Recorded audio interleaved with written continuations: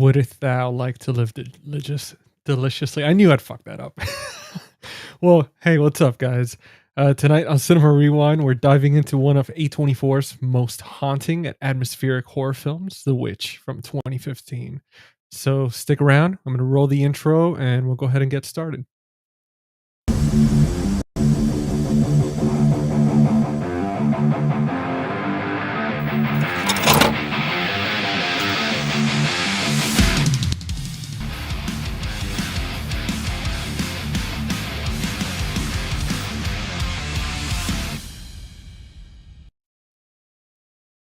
Welcome back, guys, to Cinema Rewind, the series where we rewind the films that terrified us, thrilled us, and most importantly, shaped the way we watch films. I'm GC, the host of Face the Movies and Friday Night Fright Night podcast. This is episode 19, and tonight we're exploring one of the most psychological terror, religiously paranoid, and creepy dread of The Witch from 2015, written and directed by Robert Eggers in his stunning feature debut. With me, as always, are my co-hosts, Jordan from the Movie Den. First of all, guys, blow up the comment section for Jordan because he just hit 1,000 followers on Instagram. Massive achievement. Make sure to blow that comment section up. And also, let's thank him for getting our special guest on because, I mean, Jordan's been my left-hand man and then my right-hand man, Steven from After Hours Video. Go ahead and congratulate Steven. I don't know why, but I'm sure he's achieved something new this week. He's always killing it as well. But now, as far as for our special guest, it is Evan from Rocklin Graves. So let's go ahead and get these guys out here and get the party started. Now we've got Jordan. What's up, brother? Oh, I'm sorry. I was dying at that intro when you're like, deliciously. Dude, of course I messed up the word that I wouldn't mess up. The word I was worried about was the one that I messed up. But and then we got Steven. What's up, brother? Dude, you guys ready to take it back to the 1630s? Dude, I'm ready to coveth without E. Easy, man. Easy. We know what happened last time you did that. Be careful. That is true. That is true. And then we've got our very special guest, guys. Just give them a round of applause or just snap your fingers or comment a bunch of weird fingers and stuff in the comment section. But let's get Evan out here. What's up, dude? What's up, man? Wag his tongue in thy mouth. There we go. Nice Dude, save, Evan. What's up? What's going on? Thank you. Dude, we're definitely gonna Not a whole lot. I just got done watching The Witch. Oof. Oh, dude, perfect, man. It's always good to watch stuff right before doing stuff like this because it's so fresh in our minds. Yeah. It's like there's no way to be able to forget something, especially with a movie like this. But let's jump in real This quick. was one, honestly, I probably didn't even need to. You didn't need to what? Sorry? Oh, what'd you say at the end? I really didn't need to rewatch. You I was didn't going to say I need to. didn't You need had to to. rewatch this. I've seen it so many times. Exactly. I totally could have done this blind, but that gave me an excuse to watch it again. Yeah. Dude, That's all that matters. As long as we always have an excuse to watch good movies, I mean, it's perfect. Especially a beautiful film like this, which we're going to jump into because, I mean, man, it was my first time watching this week. I've had it on the list for a while, but we've got so much to talk about tonight. But let's jump into the comment section real quick. Let's say hi to everybody on here. And I do see Steven from the movie Odyssey is one of the first ones to show up today. What's up, brother? What's up, man? Steven? And for everybody watching, we do plan on having Steven on here, hopefully for November as a guest, first time on here to hang out with us. So Yeah. we're gonna have two Stevens, so we're gonna see how that goes. And then we've got Alexander. What's up, Alexander? I see your handle looks different at the end. IB4 DT. Is that related to this film for tonight? Did you change it just for us, or is that something different? And then congrats, Steven. Commitment. With V and now with thanks, a man. H. Steven with a V. I'm already winning tonight, right? Dude. Then we got Keith on here. What's up, brother? What's going on, Keith? What's up, Keith? Hopefully, Keith, you could join us next Tuesday for our episode, which we're not going to say anything yet. Because every week is a surprise. We try not to let you guys know until 2 days prior or 3 days prior usually. But hopefully Keith can make it next week. It's going to be a lot of fun. And then Stephen says, "Welcome, brethren. The cauldron speaks true this fine evening." Nailed it. Couldn't have said Dude. it better. How fun would it be if we did the whole thing in like early English? Oh, dude, it would take us like 6 hours just to get through like halfway through it. We're gonna start speaking super slow. People What have if to that, like, watch the podcast with subtitles. Yeah, Yeah. dude, that's how I watched the I movie. did a video on The Witch, and I had people who were like frustrated that I didn't put subtitles on the dialogue. Because I mean, it's it's esoteric. It can be difficult Yeah, for sure. Yeah. I no, feel It dude, takes like a number of watches. I feel like I had seen it like 7 times before I felt like I really got everything. for sure. And it's almost like on first watch, I remember kind of having to lean in a little bit to really understand Mhm. what they were saying. It's a little jarring at first. For me, it's Ralph Innocent's character because he's got that Yeah. just very low timbre, very gravelly Mhm. voice, which sounds beautiful. It's great, but man, he could be hard, especially when he's in that old English dialect. Oh yeah, Mm-hmm. very thick Oh, yeah. accent. We got a fan here for you, Hey. Evan. Nova Scotia. Nova Sounds Scotia. like What's going where I'm on? from. What's Hi. going on? Thank you for Glad you joining could us make it. tonight. Yeah. And now, all right, so that's what we got so far going on in the chat. Again, guys, thank you for tuning in and hanging out with us as always. Now, let's go ahead and get started. For anybody that hasn't seen The Witch, we're going to give you a little quick synopsis. But if you haven't, it's been a while, you're a little rusty on it. Don't worry, we've got you covered. Now, this film is set in 1630s in New England. I guess he traveled back in time to record this, but The Witch follows a Puritan family vanished from their colony who build a homestead on the edge of the dark forest. When their newborn mysteriously vanishes, the family begins to unravel under the weight of fear, guilt, and suspicion, believing a witch may be living among them. As paranoia consumes them, each member faces a horrifying question. Is there truly an evil presence in the woods or within themselves? Now, pretty much this is a very small cast throughout the entire film, which is kind of Mhm. amazing. It makes it very intimate. We've got Anya Taylor-Joy, a favorite actress of Jordan. So she's been in Split, The Queen's Gambit, and a bunch of other stuff. We've got Ralph Ineson, which is the Northman, which is a reoccurring theme here because he was just in Robert's other film. Game of Thrones from 2011. We have Kate Dickie, which is from The Green Knight from 2021. Red Road. We've got Harvey Scrimshaw from The Devil Outside. Ellie Granger from The Missing 2014. And Lucas Dawson from this film. So it seems like this was his first film. But that's it. That's pretty much the cast throughout, which again is awesome. Keeps it very intimate, easy to follow. Except for obviously we were joking around earlier, except for the language. Unfortunately for me, I did have to, like 10 minutes in, I was like, I got to put on subtitles. But It's not uncommon. yeah. No, yeah. I was thinking to myself, like, how many of my friends, which I'm going to ask you guys in a bit, because I'm curious to see how many of you guys, and obviously the people watching as well, let us know in the comments, how many of you watched this film with subtitles on. But we're going to go ahead and get started and jump into the icebreakers. For the first one, it's going to be a fun one. Now, Evan, we're going to start with you, obviously our honored guest tonight. And for this one, it's, would you rather live with Black Phillip for a week or spend a night in the woods from the Blair Witch Project? So is this just one night? Because generally, if you're in the woods from the Blair Witch Project, it's forever. Is this one night and then I'm out?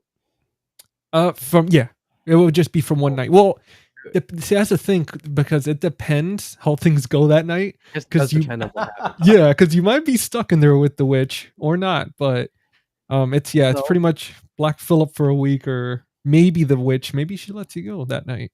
Well, so here's my thought process. Here's the trouble. With Black Phillip, you're basically communing directly with Satan, right? Yeah. You're in the woods in the Blair Witch Project. Obviously, there's Satan worshiping going on, but there's like a degree of separation between me and Satan. I'm gonna do the one that keeps me further away. Than the Lord. Smart answer.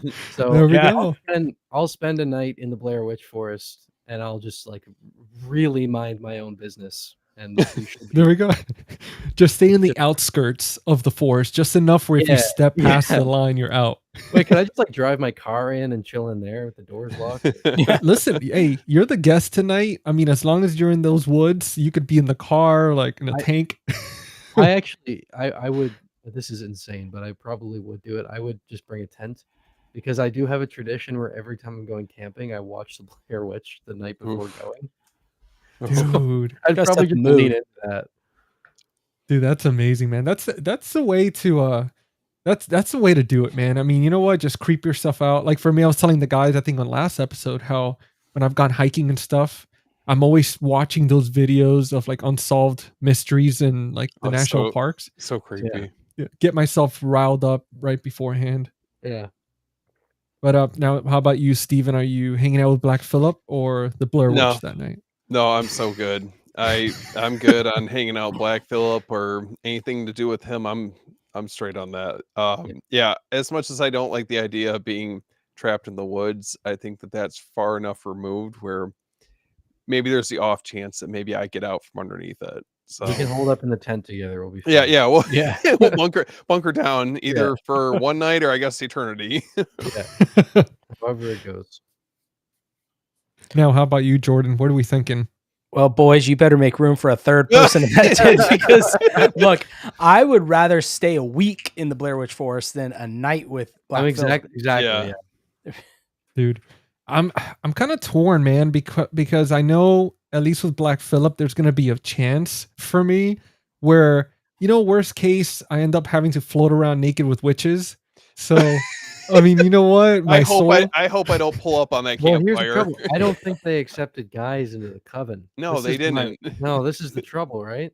I Oh, don't think we have that. Out. damn it. Yeah, I we're mean, not. that sounds terrible then, because Yeah. GC just wanted an excuse to get naked. pretty much, man, just, you know, just go full frontal and just freaking float around a campfire with on a broomstick for Halloween. You're gonna go out like Caleb if you end up with Black Yeah. Phillip. That's what's gonna That's what I happen. thought, yeah. Yeah. Laughing deliriously. Yeah, you know what? I think if you guys have room for a Got fourth, room. you know what? I'll, if it's one of those cool REI tents, I'm in. You know, we'll jump in there and we'll should take rent- turns sleeping. This makes more sense in an RV at this point. Dude, there we go, man. Yeah, we get one of those cool like rock band type RVs with the bunk beds You and can play the Blair Witch game. Hell there we yeah. go. We'll get the TV VCR combo going. There we go. We'll get a there you go. CRT 13-inch. We could all just Yep. sit there all huddled up. On VHS, like I've been wanting to. Oh my gosh. Dude. That'd be an experience. Mhm. Well, I'm surprised Steven didn't pull out the Blair Witch VHS, because whenever we mention one of these gems, he's already got it locked up and ready. I gotta make sure that it's at least somewhat related to what we're talking about. That's true, So, yeah. you know, if it was like maybe if I had some Robert Eggers movies on VHS, I'd pull out a nice haul. But Not to distract, but have you guys seen that new festival cut that Second Sight put out for the Blair Witch Project? Oh, Dude, I did. I Like, want it so bad. Movie for the first time again. Yeah. It's that different. It's crazy. I'll never watch it the original Oh, way. Jordan I'll coming pull through, Steven. man. There we go. Okay. Talking about VHS, you know, This I is a gotta do it. first. hell yeah. Usually it's Steven, but this time, you know, guys, we're gonna have to have an intervention with Jordan on our like 100th episode, because he's going from VHS, Blu-rays, DVDs, vinyls. It's like this man. I'm is scared collecting. he's gonna start getting into laser disc next. You I'm know worried, what? man. I'm trying to find the Halloween Criterion Laserdisc. That's No way. that's a grail right there. So You're a brave man. You didn't wind up getting the Halloween vinyl collection, did you? no, Oh, the I, Sacred Bones. I will. Yeah. I will. I just can't. I got a couple It's more wild. paychecks and maybe I'll pick it up. It's Alexander, absolutely. You know what? For you, because you're making these beautiful posts every single time after these episodes, Black Phillip will give you whatever your heart desires. You just got to stick around. Yeah. Hopefully, die in Those the woods. posts are too good. Wouldst thou like to live deliciously? You know what? Who knows, man? I'll shave. Like, and then just put on, see what But dude, happens. Damn, he's really Hey. committing to this. Just tuck it in. You also boy. say you have to figure out something there because no. you're going to be around naked. So Oh man. Dude, it reminds me of some. I forgot the comedy. I think it was Not Another Teen Movie or something. Yeah. Or it was Scary Movie where Ray he like tucks it in, and he's like I'm just like you or something. Well, so But here's the thing then, because if you're That's with the Black hilarious. Phillip for a week, you got to be tucked for a whole week. oh, that's gonna be horrible. Yeah. Dude, I don't imagine that's gonna be the same afterwards. Yeah, No, people to probably walk not. around. I'm doing the chores all weird Yeah. for 500. Dude, I would have done it for less, but nope. oh man, that's hilarious. Oh, it was Scary Movie. Okay, yeah, it is. Awesome. Okay. Well, guys, with all our fooling around and stuff, we got one more icebreaker, and then we'll jump into the serious question for you guys. Now, we've got 3 choices here. Evan, out of these 3 A24 horror films, The Witch, Hereditary, or Midsommar, which one are you picking? Okay, the rest get deleted from existence. Only one gets to live. Which one? The Witch. Okay, The Witch. It would be either that or Midsommar. I love Hereditary. It is my least favorite Ari Aster movie, which I know is a hot take. Interesting. Okay. Okay. I love it. I don't think there's any bad Ari Aster movies. They're all great. It's just that's the one that's the least interesting to me. But The Witch would be. I got to keep that one. Dude, I love hearing that answer because for most people, Hereditary, when you ask them, hey, like the scariest A24 horror movie, the one you love the most, usually 8 times out of 10 people bring up Hereditary. I'm not sure if it's just because it's so popular, it's like always in the back of our minds. But for you to pick The Witch, not only is it awesome because we're doing the episode on it, but it's interesting compared to having Hereditary in there and you picking this one. So it's a good choice, man. I mean, and Eggers and Aster are like 2 of my 3 favorite directors working right now. So this is. I'm not saying I don't like those other 2 movies because I think they're both masterpieces. Well, with you saying that, slightly sidetrack, but who is your third favorite director? Mike Flanagan. Okay, that's a freaking fantastic choice, dude. You got a triple threat, man. Hell yeah! I started That's awesome. rewatching The Haunting of Hill House last night. I watch it It's at so least good. once a year. Yeah. I rewatched Midnight Mass earlier this year for the first time since that came out. And I Oh. forgot how good that was. Phenomenal show, dude. This year, like my 2 favorite movies so far, my 3 favorite movies so far, are Life of Chuck, Eddington, and Weapons, I would say. But yeah, 2 of those, choice. Aster and Flanagan. So it's been a good year so far. Yeah, it has. I sidetracked a little bit there, but yeah, I'd keep The Witch. Did GC freeze? I think he may. Okay, I thought I thought it would be. Black Phillip got to him. See, that's what you get when you I start know. playing with that stuff. That's I what know. happens. Okay. It would happen if you were with the Blair Witch Force. Just saying. Well, whenever GC comes back, I guess we'll reconvene on that. But Evan, I gotta ask, what is your power ranking for Eggers films? Look, man. the thing with his body of work is that they're so different. Here's the best way I can put it: The Lighthouse is my favorite, and then the other 3 kind of float around in this pool, like right below it. Where I love all, like they're so hard to compare. They're such different movies. I swear. Like Nosferatu, like every time I see a new Eggers movie, it takes me a little while to like come around to it because it's so not what I'm expecting. Like, yeah. When The Lighthouse came out, all I had seen was The Witch, and I was like, oh, it's gonna be like a creepy ghost story in a lighthouse. When I first saw it, I was like, okay, and now it's like a desert island movie for me. It feels like an experience. Yeah, Northman, I was like, oh, that was dope, but now I'm like, oh. Yeah. And then Nosferatu, the first time I saw it, I was disappointed because I had first heard about Nosferatu when The Witch came out, and so the image I started in my head, the only frame that I had for what Eggers was like was The Witch. So I was expecting something closer to like Herzog's Nosferatu, like very slow, quiet, and eerie, not the grand operatic fairy tale that this was. So when I first saw it, I was like, that was not what I wanted. But again, came around to it, and now it's What initially for you did you have like? I mean, because it seemed like the other three films really landed for you, but what was it about Nosferatu that you felt like didn't really connect for you? Was it just maybe your expectations were a little bit higher because you had been following the news for a while then, or? yeah. I think I had built just a very, very different image in my head Mhm. of what the movie was, and when I saw it, it was like midnight, so I Oh, didn't have the energy to accept something different. yeah. Yeah. Um, but yeah, I Yeah. wasn't expecting it to be so theatrical, I guess. I was expecting something more somber. Okay. And that's what I wanted. That's what I had been waiting for like 10 years by the Mhm. time it came out, almost 10 years. So it took me a little bit of time. Um, but yeah, all of them for me, I find his movies are unique in the sense that oftentimes your first watch of a movie is the most impactful. I Yeah. find just get better every time I watch them because there's so much. They're like simple archetypal stories, but there's so much like right below that to chew on subsequent viewings that it can change completely.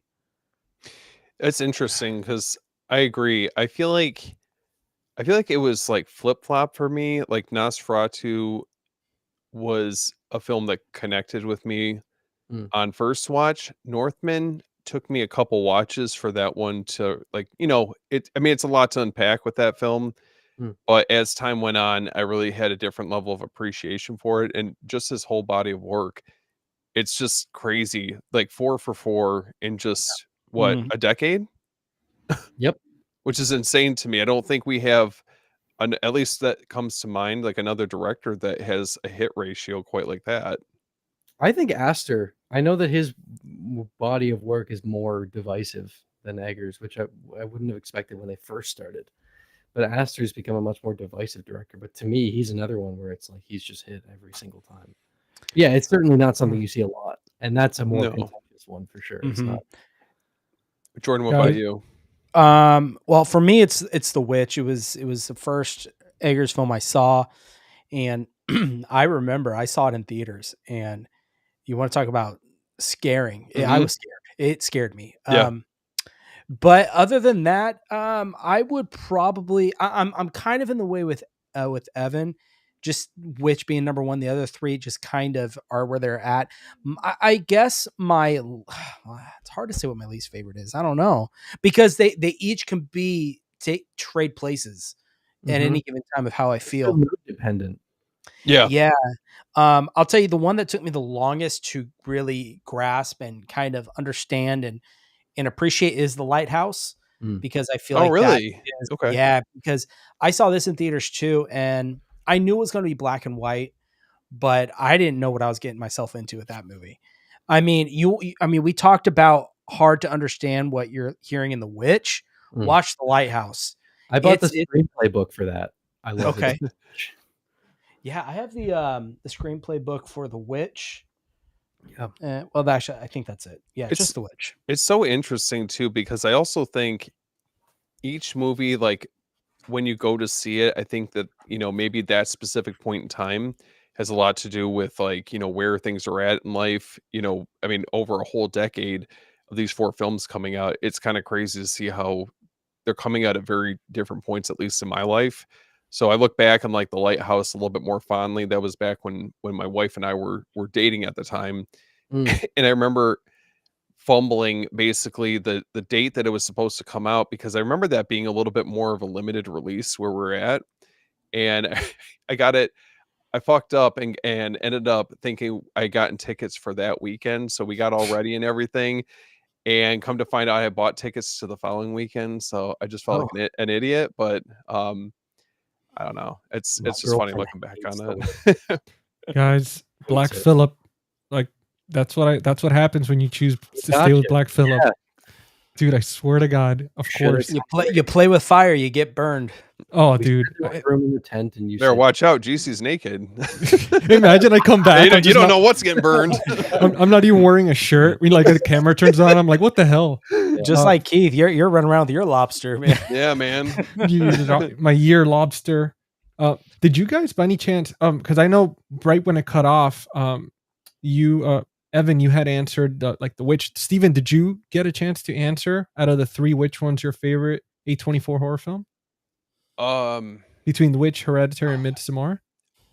I think it would have to be Hereditary. I know you were saying that I think a lot of people would probably choose that more often than not, but I think it was just that specific point in time when I saw that movie and just the memories I have attached to it, and just it was the first movie that legitimately scared me, and I couldn't tell you how long. And you know how it is. Like, you guys Oh, have all yeah. seen countless horror movies, and that feeling is something at least for me, I feel like I'm constantly chasing. You're trying to find like that next movie that shakes you to your core. When Evil Lurks was another one that I saw not too long ago, and that one, I mean, didn't even have it on my radar.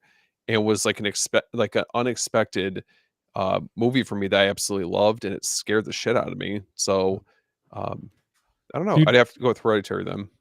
Hereditary, to me, it's a good choice. Not to, they're all fantastic choices, but out of all three, to me, Hereditary is the one that makes me the most uncomfortable, because being a grown man and like watching this movie and then having to turn off all the lights, immediately getting flashbacks of like the mom crawling up on the ceiling in the dark, like all that creepy shit compared to Mhm. like Midsommar, where it's like there's no cult people around me that I'm aware of. And then for The Witch, it's like, yeah, I'm near the forest, but not close enough for the witch to get me. So I'm like, I feel kind of safe. But Hereditary's the creepy one for me. But It's what about you, Jordan? Oh, for me, The Witch, definitely. I love Hereditary. I think that's a great film. Midsommar is another great one.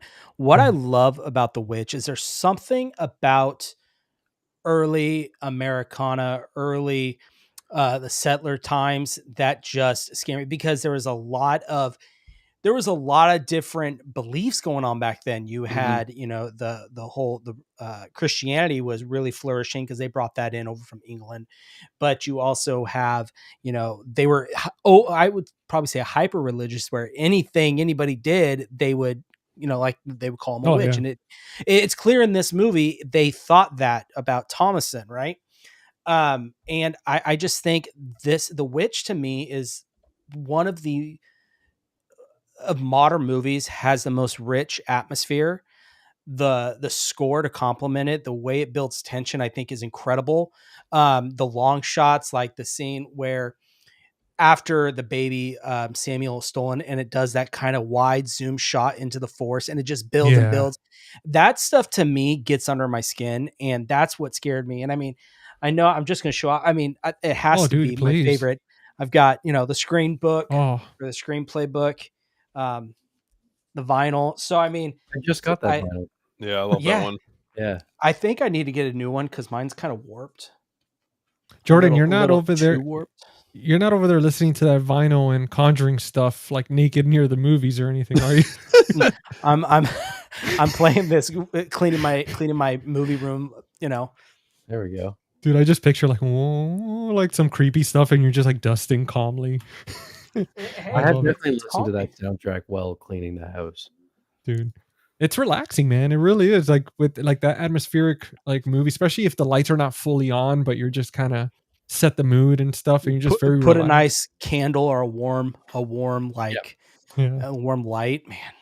dude. Good That's pick. that's why I set up tonight. Like that light, I'm set it to candle mode. I was trying to like mimic it, but if it just kind of feels like my lights like flashing like off and on.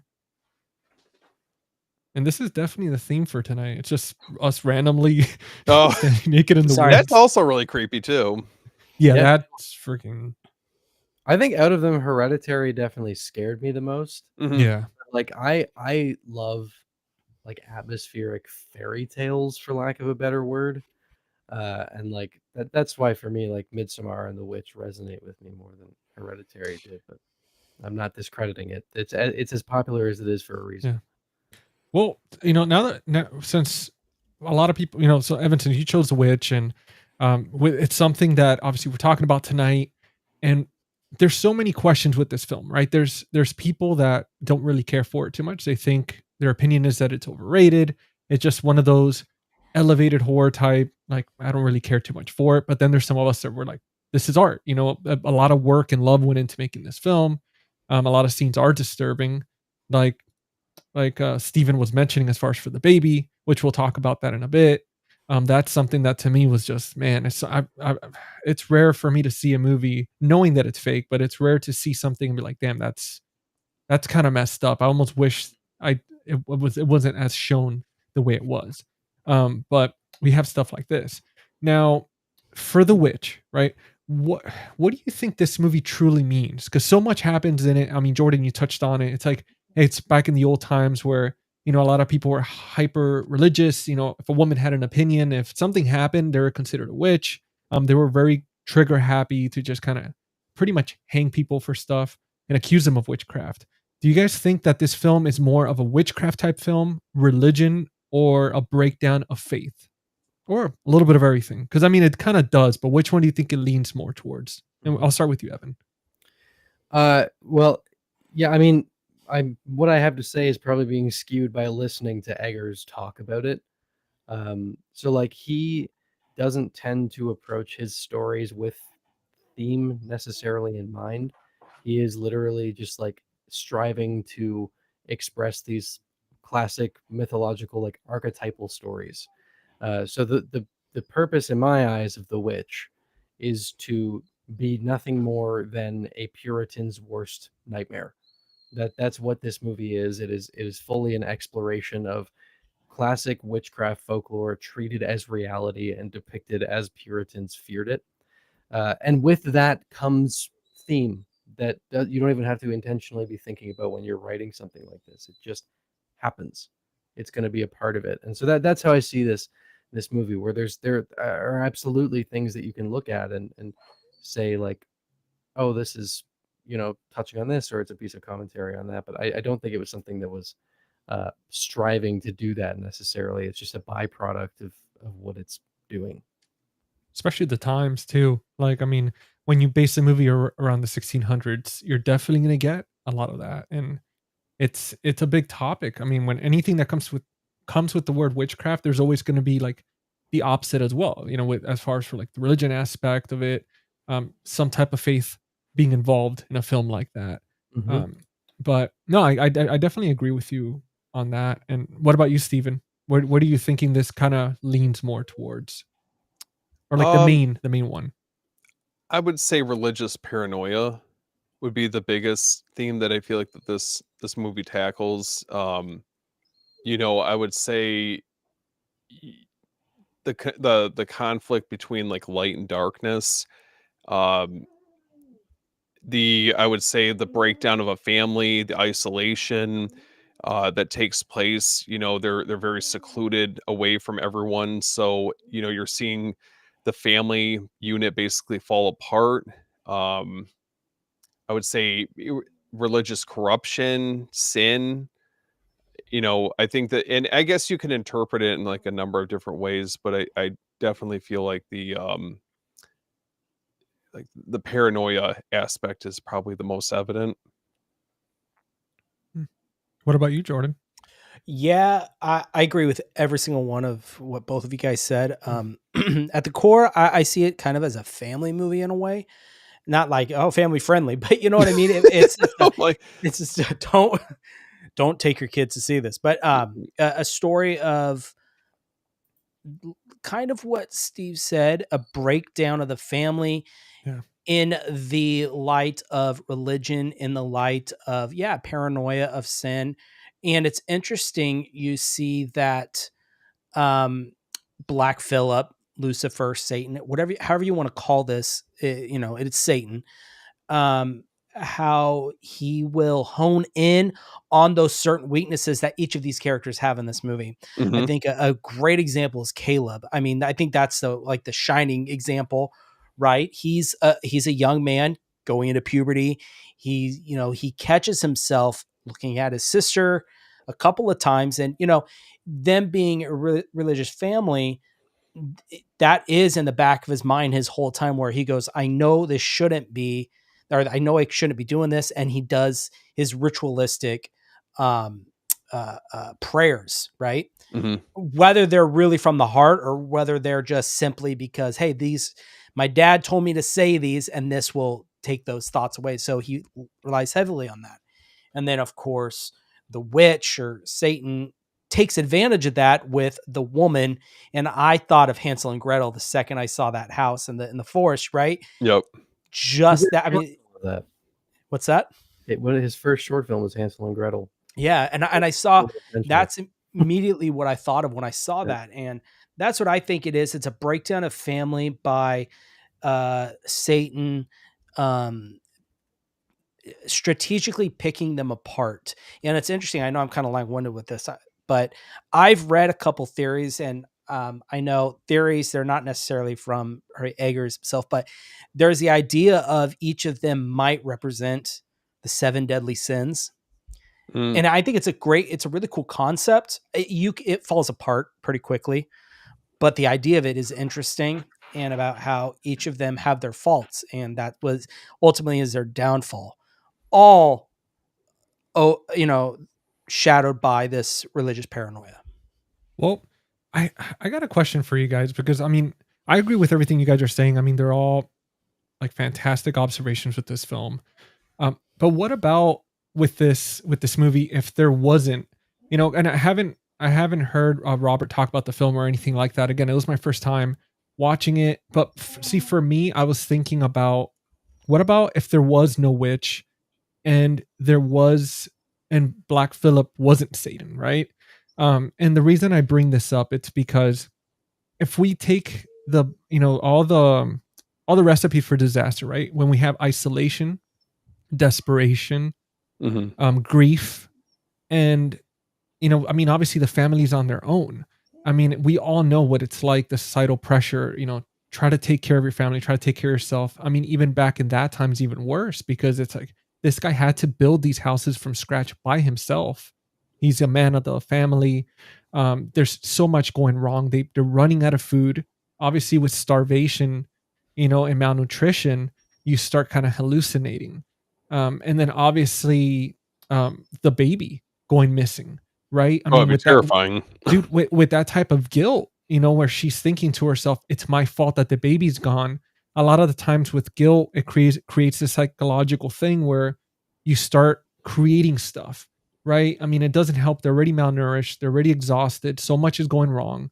And then each person is kind of starting to turn on each other because they're in this small cabin, and you see them all start turning, looking at each other. Obviously the mother's hating her daughter because she think it's her fault that the baby's gone.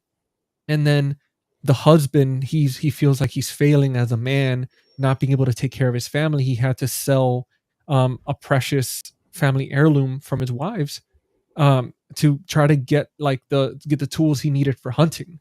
So there's a lot going on with that. And obviously the son, like you were talking about, Jordan, where he's hitting puberty.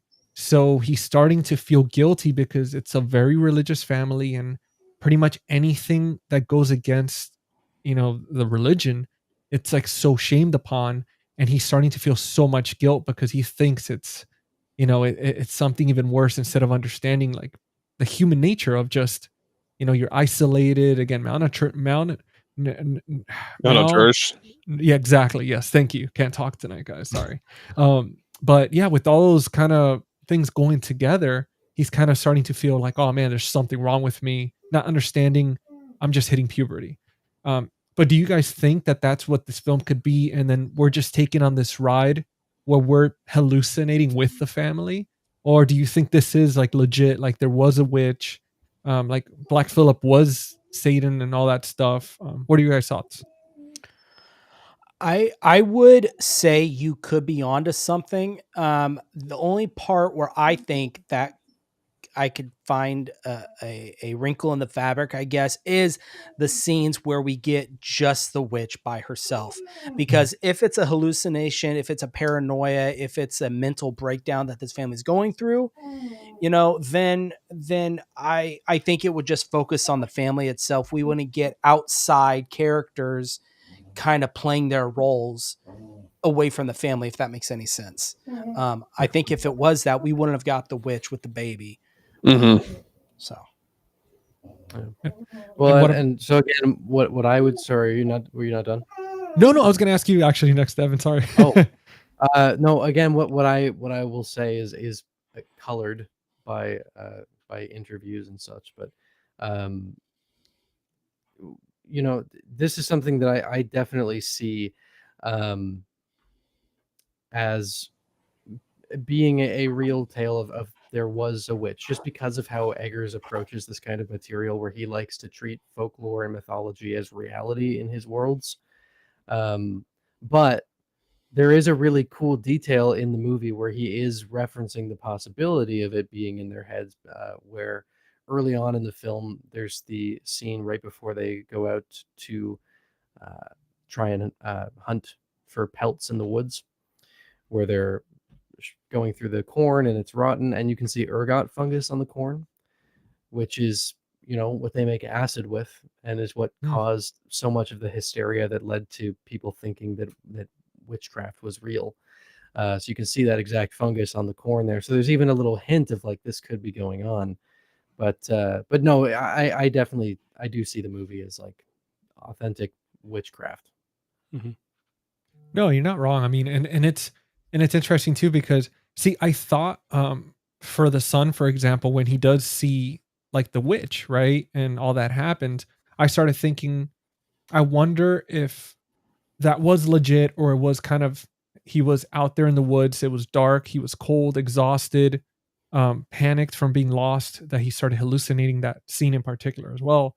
um but I mean, if the director, that's the one thing I didn't watch the interviews or anything, so that's why I was excited to hear about you guys, especially some of you, I know you, Evan and Jordan, you guys have seen this movie more than once.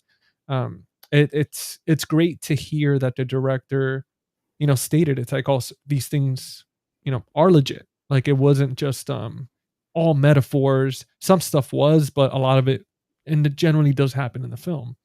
Yeah, Uh, I mean, it was just meant to be like an extremely accurate depiction of yeah. traditional folklore surrounding with, like, that's why you have the hair popping up in the movie, because hares were often associated with people thinking that a witch was around when you would see a hare in the woods.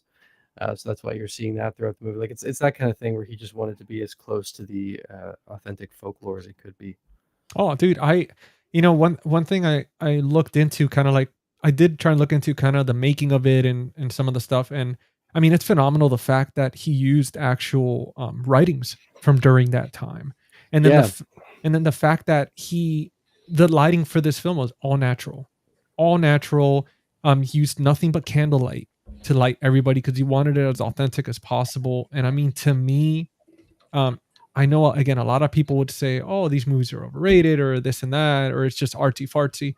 But for you to be talented enough to be able to light a whole film like this, a dark film with just candles, and make it look as gorgeous as it is, I mean, yeah. dude, like how Well, many people do that? They don't. and what's funny is that you're saying that a lot of people would say it's overrated, and Robert Eggers would agree with you. Yeah. He also thinks that The Witch is an overrated film. His director's commentaries are always hilarious to watch. He's very self-deprecating, and there's like a couple establishing shots in this movie. One in particular where like this establishing shot comes, and it's like innocuous. It's just the woods. It's nothing. But he's like, I hate this shot. This fucking sucks. This looks terrible. No, he's very he would agree that it's overrated. dude, I mean, see, but so like for me, honestly, I don't think it was. I mean, like I remember watching this and thinking to myself, I was like, what's the deal with a lot of people that I have heard like hate this film? Like I was like, I couldn't see like the hatred behind it. I went in, open eyes. Like I wasn't expecting anything. I was like, okay, let's see what happens, right? Because I know I have close friends. Obviously, Jordan loves the film. Steven enjoys this film, and it's just, I mean, these guys have never steered me wrong.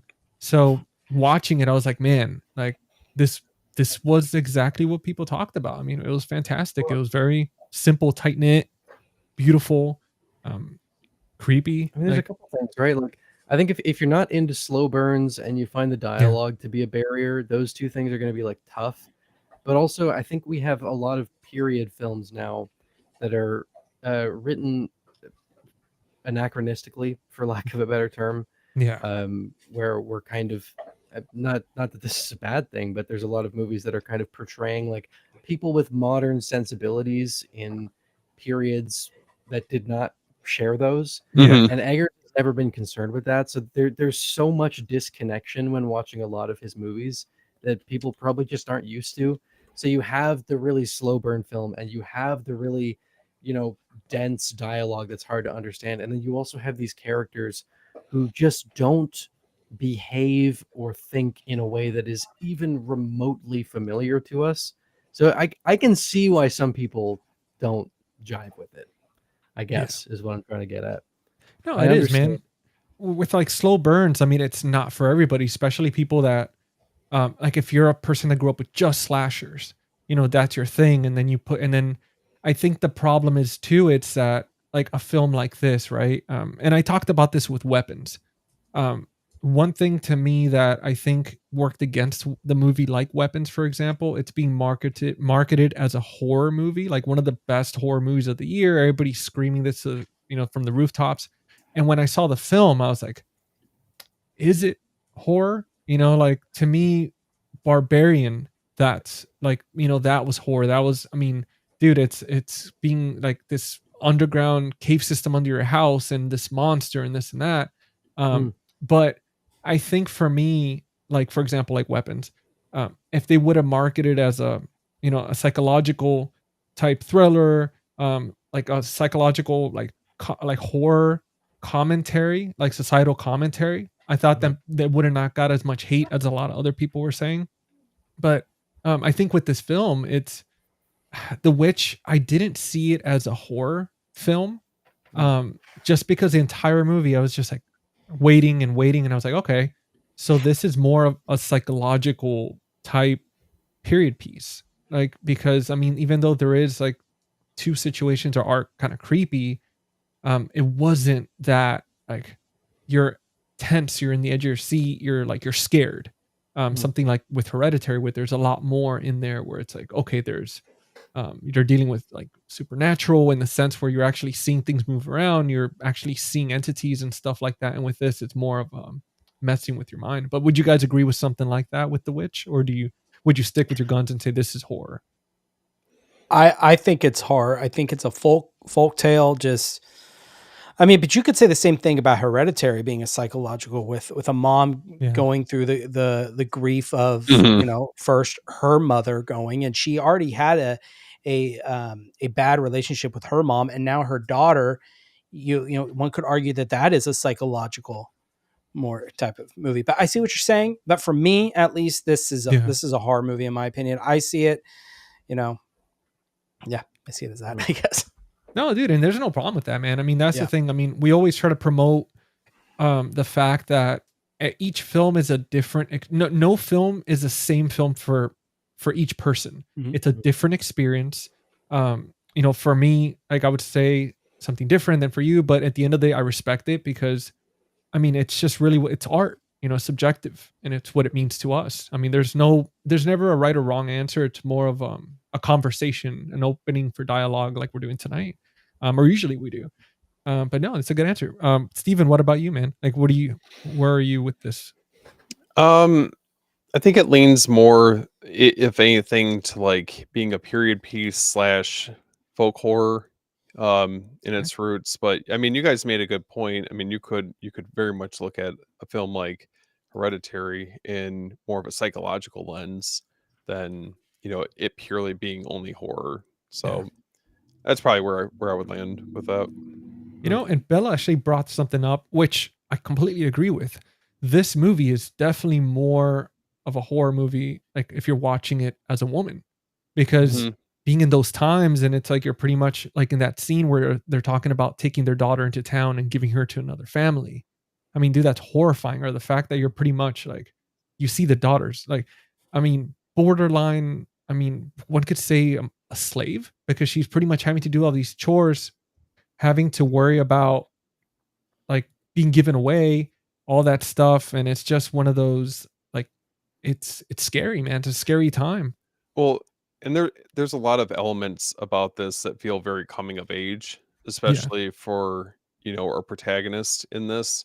Um, it's just interesting because it's a very skewed look, like you were even talking about with the son, and just the idea of being like, feeling lustful about, I mean, right or wrong, obviously in this situation, but he's conflicted with the feelings that he has towards his sister in this. And Yeah.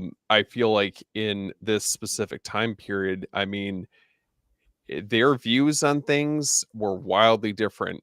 Religion, y- like any of this content, it's very I don't know, like you kind of got to put yourself in that time to kind of understand that it's different than how it is now. Yeah, totally polar opposites than where we live today. I mean, man, everything they had to make from scratch. They had to build from scratch. Any little mistake, I mean, just especially with farming, for example, you mess up and you're living out there in the outskirts and you're screwed compared to now, where we could Hmm. drive down the street and get everything we need.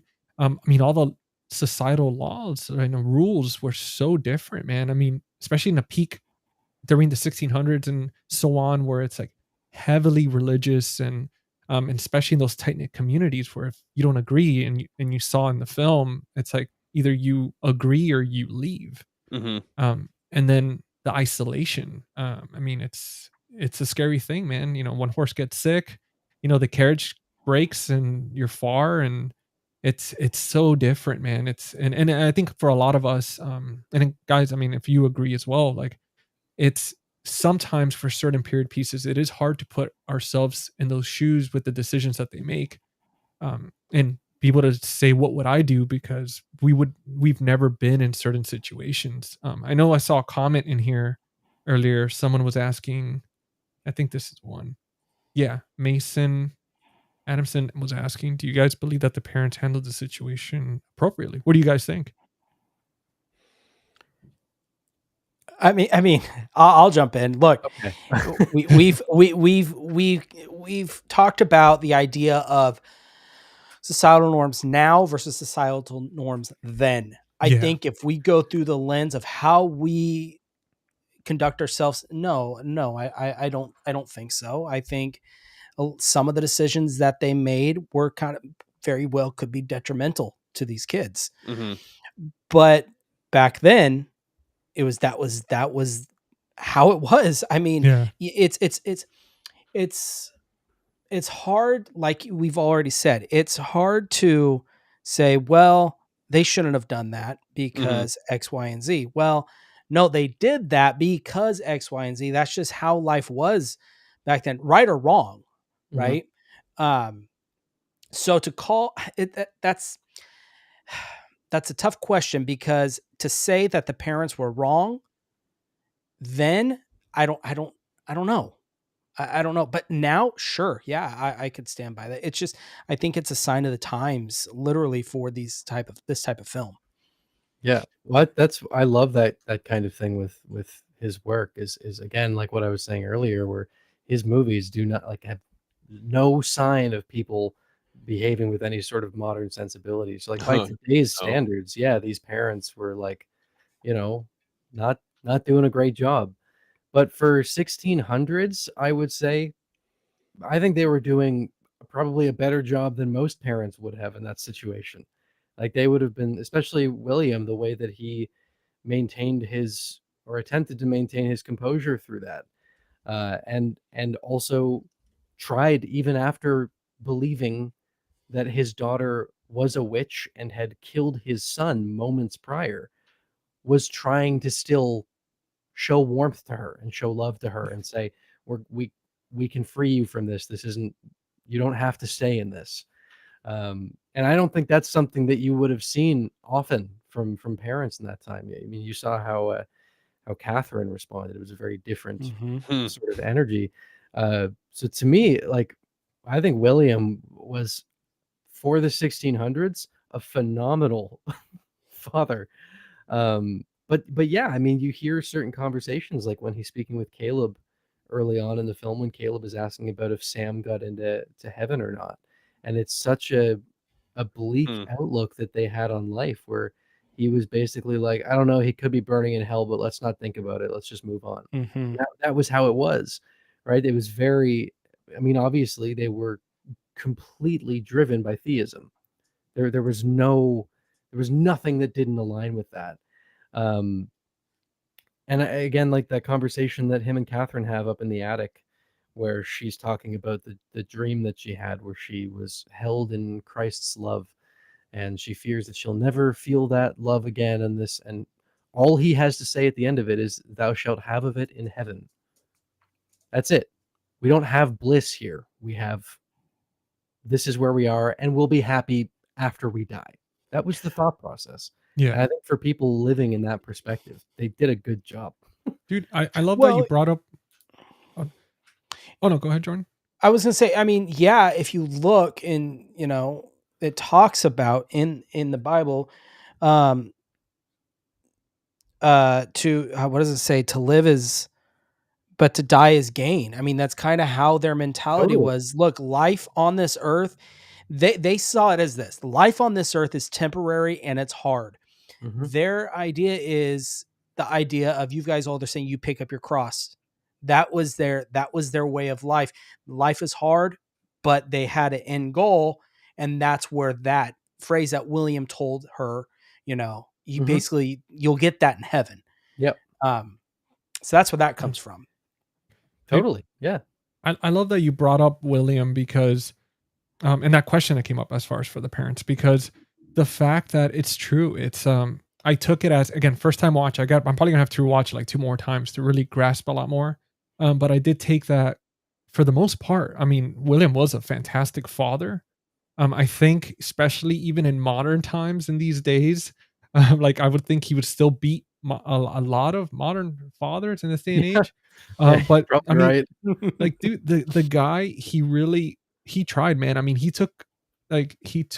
obviously admitted when he saw that the mother, was yelling at the daughter, and he was like, she was about the whole cup and accusing her of all Yeah. sorts of things, and he owns up to it. He's like, it was me.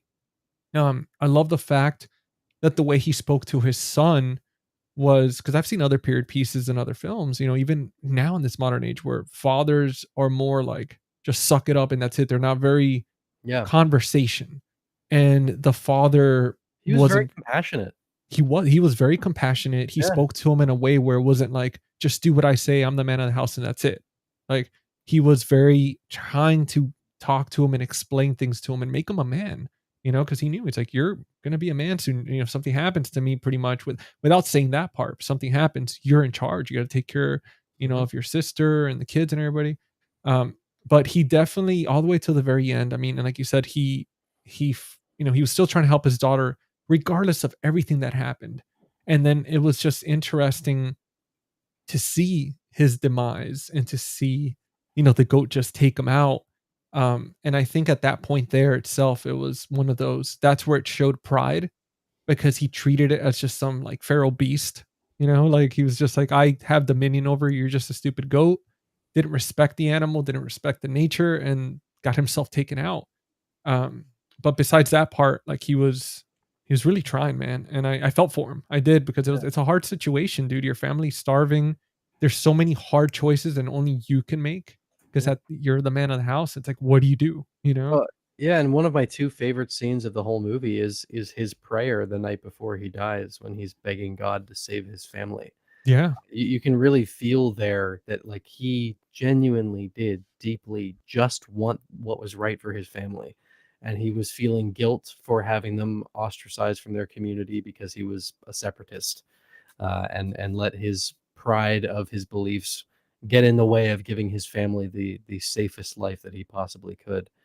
Um, that I mean, just the way that he starts begging, uh, "Please God, I have not damned my family," is so sad, and Yeah. you can really feel the care that he has for them, and the regret that he has for the position that he put them in. Yeah, no, that scene, I mean, spoke volumes, man. I mean, to be in that Incredible. situation, and to be, pretty much, he was at that point where he's like, I would sacrifice myself for them. Mhm. And that's like how, in a situation like that, I think that's the ultimate, um, like, sacrifice that you would give. It's like, you're like, I would trade myself over, like, just for them to be okay. And dude, I'm glad you brought up that scene, because I wanted to ask you guys, throughout the film, obviously there's some hard moments. It's a hard film to watch at times. Obviously, we have the baby scene. We have just the breakdowns and everything. That particular scene of him, pretty much begging. It's sad.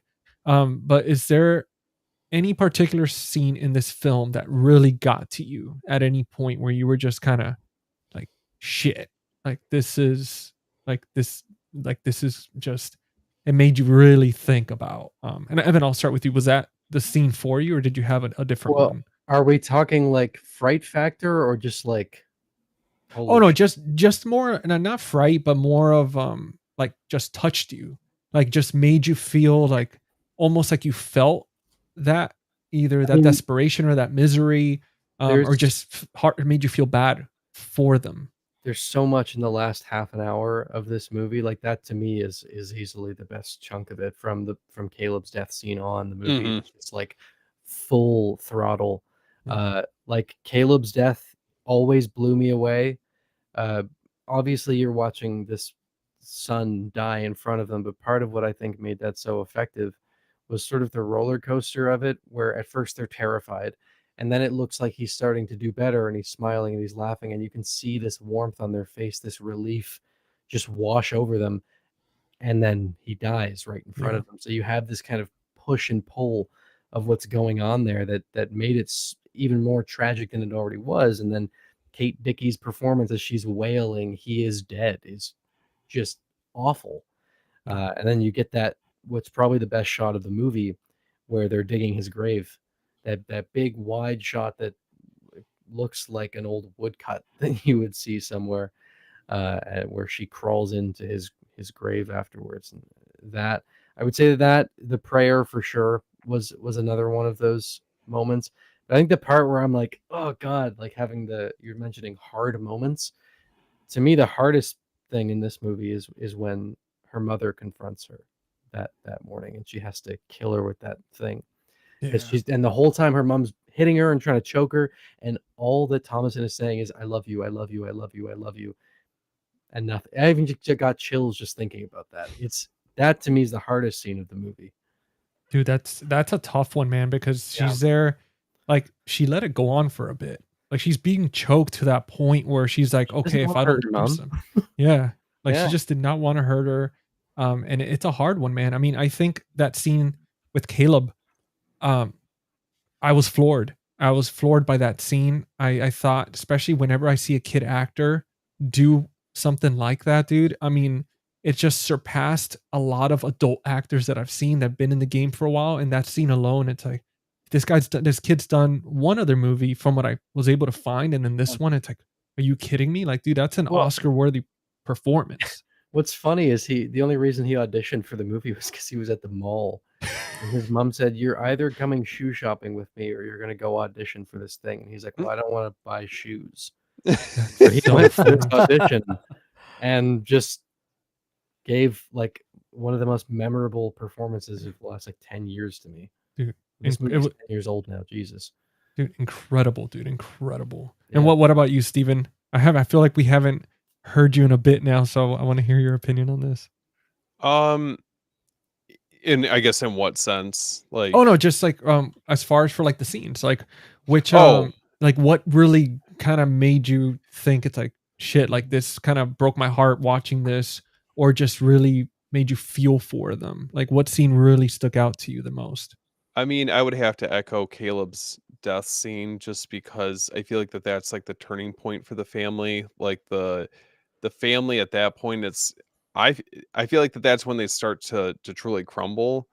Um, I mean, obviously we see over the course of the entire film a lot of the morality is entangled with survival and faith, but it definitely feels like the family is definitely tied up in fear and obsession, their religion. Like religion's definitely on like the forefront, right? Yeah, Right and wrong. So I think in a lot of ways them being so steadfast to religion, I think ultimately kind of leads to their demise. They're kind of, it's like blind faith, I guess is what I'm getting at. But um yeah, that's really where I feel like it's just such a critical scene yeah. because everything starts to decay and rot from that point forward. So you would say that this is like the scene that really just sets everything up. Like just kind of that's where it's like that's a point of no return. I think it would be, I mean, if you're talking about a scene that carries the most emotional weight, I would say that. If you're talking about a scene that I think is really where it changes everything for the worse, I think it's when Caleb goes to the witch. And that scene is, I mean, I'll never forget the first time seeing that and just how like you don't like you feel like there's so much dread and anxiety as he's going out there, and you know that it's like you're succumbing to the temptation of sin essentially. Yeah. um I think that would be probably the more impactful one overall, but yeah, it's fucking scary. No, dude, I You mean know? anything that has to do with I always say this, anything that has to do with woods, nature, nighttime. I mean, besides the woods at night or the ocean at night, and Mhm. just that, I mean, dude, what else could get possibly or I mean, or underground, obviously, but those two things, it's like you're kind of hopeless, dude. Like Yeah. how do you survive either or being floating around at night in the middle of the ocean, just waiting, being hunted, or the woods, where anything, I mean, the woods are ancient, dude. There's still parts of the earth where the woods and the forest, they haven't fully been discovered by man. Like there's still stuff out there that we're not aware of. Yeah. And it's like just waiting, just sitting around ancient stuff. Can I also highlight something that I Yeah. feel like over the course of the entire film, how effective it is Mark Horvan's score. Dude. It Mhm. it elevates this movie to another level, and I feel like if you didn't have him basically like paired with Robert Eggers, I don't know if this, I mean, obviously this movie would still be a strong performance across the board, but his score, it's feels like very sinister or like Yeah. Well, evil, you know? even the way it's recorded, the song, The Way We Went, that open, you could hear, if you listen, you could hear the instrument Mhm. being performed in that score. And and it adds such a raw, authentic, way to it that I think adds so much to the score that in turn obviously adds to the film. Have Mhm. you seen him play with that apprehension engine that he uses to score with? No, I haven't. So spare yourself 10, 15 minutes at some point. Sit down and just look up Mark Corvin apprehension engine, because that's what he Okay. uses to write a lot. I mean, the music for this movie, he was also using like traditional, like nickel harpa and stuff like that. Mhm. Very traditional instruments, but um, he built this like wooden box basically with all these metal attachments, and there were various pickups in there with different effects that he could apply onto it. And a lot of the music, he did the music for the Lighthouse as well. A lot of his scoring comes from this device called the apprehension engine, which is so much fun to watch him toy around with. There's so many different things he can do with it. It sounds so creepy. That's cool. Dude, isn't that incredible that someone could just go and make a device instead of using like AI technology to just do it for them? They just take the time to build something themselves and just Mhm. Let me I think just someone build built it. it for him. A Lutheran Let- built it for him. Yeah. He asked him to build it, but pretty cool. and Jordan's cool. the biggest sound guy here out of all of us. I mean, Wow. so Evan, here's a musician. You should see Dude, his stuff. I saw the keyboard there. I was like, yeah, man, I got one. I was like, hell yeah. Yeah. Now we're gonna say real quick because I did miss. What's up, Eli? What's up, Eli? Thank you for What's joining going us, on, man? Hey, hey. And guys, do what Eli says, or Black Phillip will come after you. Then watch the internet go out again. It's like, all right, that's it. I'm done. I'm done. It's Black already Phillip, I'm happened sorry. once. It's already happened. And then my angel's here tonight. Hello, What's up, hello. Aaron? Hey, hun. What's going on, Aaron? Yeah, she called me like in the middle of I was talking, and I saw her FaceTime thing come up, and I was like, oh god. I was like, no, she forgot I'm on a live stream. Yeah. But so Jordan, for you, man, last but certainly not least, the 1,000 man. I was gonna say $1,000 man, the 1,000 man. Out of all the scenes, man, I mean, would you say you agree with Steven, Evan, as far as Yeah, those are both, I agree. Those are both very pivotal. And I think as there's the turning point with Caleb. With William, that's such a raw moment down to its core, because you see a man broken down to nothing, and you see his true self of, he's broken, that he has nothing left, rather than just pleading because he feels like he's out of options. So it's a very somber, very just empty moment, I guess is a good way to say it. But also I think another one, and this is near the end, and it is after Thomasin has to kill her mother. She stands up and she goes and sits at the table. And it's this very quiet moment, and it kind of sits there, and you could see the light change. And I think that is a very pivotal moment, because you start to see Thomasin in her head change, because she is now at the point of, I have nothing left. What is there left to live for? Yeah. I have tried this way of life. I'm ready to try something new. I can't do this anymore. And you really see a woman at the end of her rope is sitting there. She's lost everything. She has no more family. And I think that's a very somber moment, is kind of her sitting there and kind of internally dealing with what just happened. Yeah. Well, yeah, and that scene is also like, that's kind of what the whole movie has been building up to, is that one moment where she's coming out from the bright, it's still bleak, but the bright outside into the darker room, shedding her, like literally shedding her Puritan binds, where like the entire movie is this coven manipulating the family into thinking that Thomasin is the one committing these acts so that she can be ostracized and be more vulnerable and will join their coven. That's the whole movie is building up to that. So to see her walking into darkness, putting on a dark blanket and removing the clothes that were holding her is such a powerful sequence. It's brilliant. Well, speaking of brilliant, I want to talk about like the performances, right? We've already kind of touched on that a bit. I know a lot of people say, this is Anya Taylor's like breakout performance. No doubt she did a fantastic, phenomenal job. But as far as for all the performances in this film, you have to pick just one that really, like, this person stuck out to you the most. Who are you guys picking? And Evan, I'll start with you. It's got to be Ralph. Part of it is his voice, which, funnily enough, when he works... He was talking about this when he works with Eggers. Eggers will often get him to speak higher in his register because the voice is so low that it's distracting.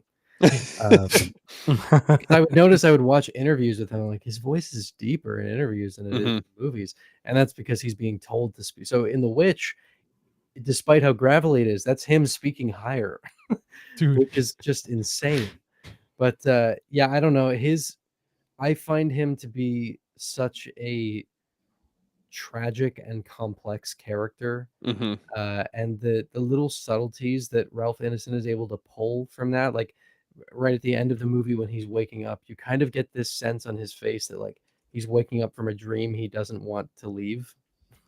Like he wakes up and he's like, oh fuck, gotta go to work. And that kind of thing is fantastic. But I also think that Kate Dickie is like just gut-wrenching in the movie.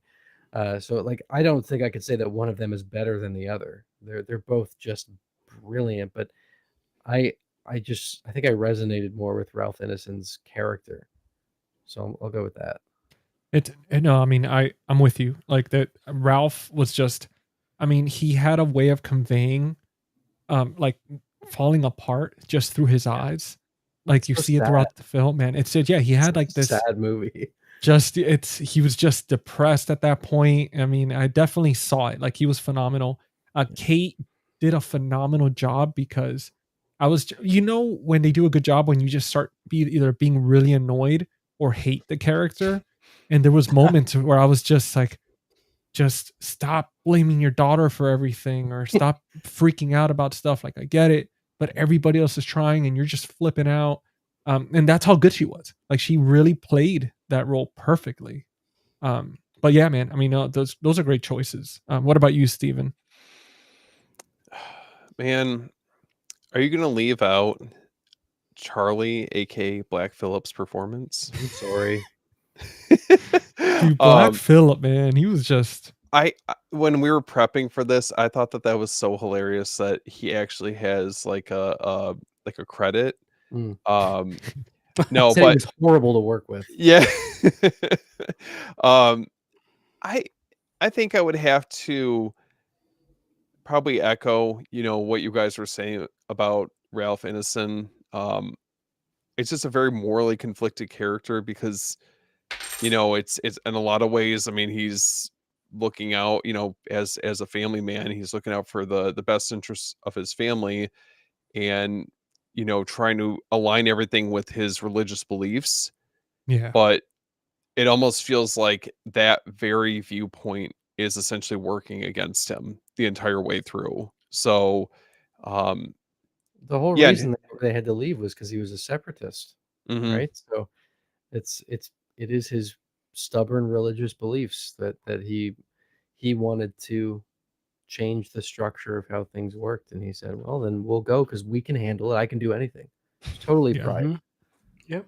Pride is a big part of it, Mhm. especially with his character. I mean, it's pride to essentially his downfall. Yep. Yeah, I mean, essentially led everything that it all could have been avoided. Which it's funny. I saw the new "I Know What You Did Last Summer" yesterday, and that whoever hasn't seen it, quick spoiler, but at that ending where the girls are saying, they're like, all this could have been avoided if the men would have just gone to therapy, and it's so funny because in this film, it's like it all could have been avoided if he would have not been so stubborn. Yes. Um, Sure. Yeah, well, that's one way to look at it. Yeah, and, I mean, it could have, yeah, because all he had to do is, I mean, obviously, I know like what means to him. It's important, so you can't just convert to something or like Yeah. support something that you Mhm. don't truly believe in. But at the end, it was just like, man, it sucks that all that happened to everybody, and they were just kind of following him. They were like, oh, you're the leader, you're taking us to the right place, and it's just unfortunately, Yeah, obviously, and was I what mean, happened. obviously the witch coven is to blame Yeah, for the ills of the film, but certainly they his family would have been in a safer place and would never have encountered that witch coven had he Mhm. not let his yeah, pride get in the way of him wanting to purely make sure his family was as safe as they could be. But I think he's just the most developed character of the film. He's the I most agree. complex. but could we argue and say that, like, even if the witches, right? Because I mean, even before the witches, they were, I mean, they were running out of food. Like the harvest wasn't working out. They're Yeah, already getting desperate. He sold the cup. So we totally. could even say it's like the real But desperation. but who's to say that wasn't a supernatural effect? The Oh, crops dying out, because of the all land. that Okay, stuff, because of that's good. because Okay, of Black Phillip, because of the witch coven. yeah, We don't know. That's just something that's not answered. But I see what you're saying. Yeah, very possible. I'm just trying to play the devil's yeah. advocate here. No, I it's see good, I dude. see I what love you did it. there. Listen, Literally. well, I want to ask you guys, how does Black Phillip come in? Like, is introduced? I don't remember him just being introduced. So they just had this Satan goat this entire time, or did I he? Part of their think farm. what's that? He was part of their farm. Huh? I'm convinced it was Jonas and Mercy doing their deals with the devil, doing those chants. Yeah. Well, Could be. Jordan, what about you, man? What actor to you like really like stood out the most for you, and like, Man, I hate to, not I hate to do this, but I do agree. Ralph Ineson's character is incredible. You really yeah, see the internal struggle that he has throughout the film of, him coming to grips with, I put my family here. Like as a man, he's trying to come to grips with, this is my fault. Like I pulled them away from civilization. I put him here. My Samuel's gone. Now Caleb is gone. This is on me. He carries a lot of burden. Um, but he also, you could see what the internal struggle is. He tries to keep the peace. I think that's what a big thing that he does, because you have the mom who is basically at her at wits end, like, let's just get rid of her, yeah, because she is a witch. She's better off with a different family. Um, and I think with him, he could see that, but he also plays the other side with, this is our daughter at the end of the day. What are you talking about? This is the family I have to take care of. So I would say him. I think Caleb too, as for a child actor, incredible. The internal struggle he has too, he does such a good job with. You can really see it throughout the film. But I think my final answer is Ralph Ineson. Well, for $1,000, final answer, Ralph. Real quick here, we got Phil's creepy videos. What's up, man? What's up, Thank you Phil? for joining us. Yay. Now, I want to ask you guys about I guess the feeling of evil, the dread, the evil throughout the film, right? We have historical films. For example, the first Nightmare on Elm Street. Freddy Krueger is only in the film for a few minutes, but the entire film, you sense him, right? He's there. He's a presence. And most people don't realize that he's only in the film for a few minutes. I think it was like 8 minutes or something small around there. And then with this film, it's kind of the same thing with The Witch, right? You see The Witch, I believe it was like 2 to 3 quick times. But do you think that because of, again, the atmosphere, the forest, the nature, it created that constant like looming doom? Do you think that it helped, like being set in such an isolated place, to be able to keep that evil constantly being reminded? It's like there's something there. Yeah, I mean, absolutely. I think that the way that they filmed the trees in this movie feels like an extension of the witch herself. I mean, the shot of Thomason waking up after Caleb runs after Fowler in the woods, where she gets up and she's looking around and those trees are behind her, literally feels like, brambly witch hands reaching up from the earth around her. But yeah, I mean, like the presence of that, the witch and the coven is there the whole time, just because of how well they establish that atmosphere, and because of the understanding of the folklore, where you have things like hares showing up and stuff like that just creates this feeling of it always being around. Like I never even thought about the fact that the witch is, you only see her a couple times, because I feel like you see her in every shot of the movie. Yeah, exactly. It feels like she's constantly there in the room. Yeah. You don't see her, but she's in the room, like pulling the strings, sort of. But no, that's great, man. Like, I like that. And what we're gonna switch. What about you, Jordan? What was the question again? I'm sorry. No, it's just, how'd you feel about like the atmosphere, the environment in this film, making it feel like the witch, the coven is always there, but they're really not. Like, they're only in there for a few minutes throughout the film. Yeah, it's in the way Robert Eggers shot it.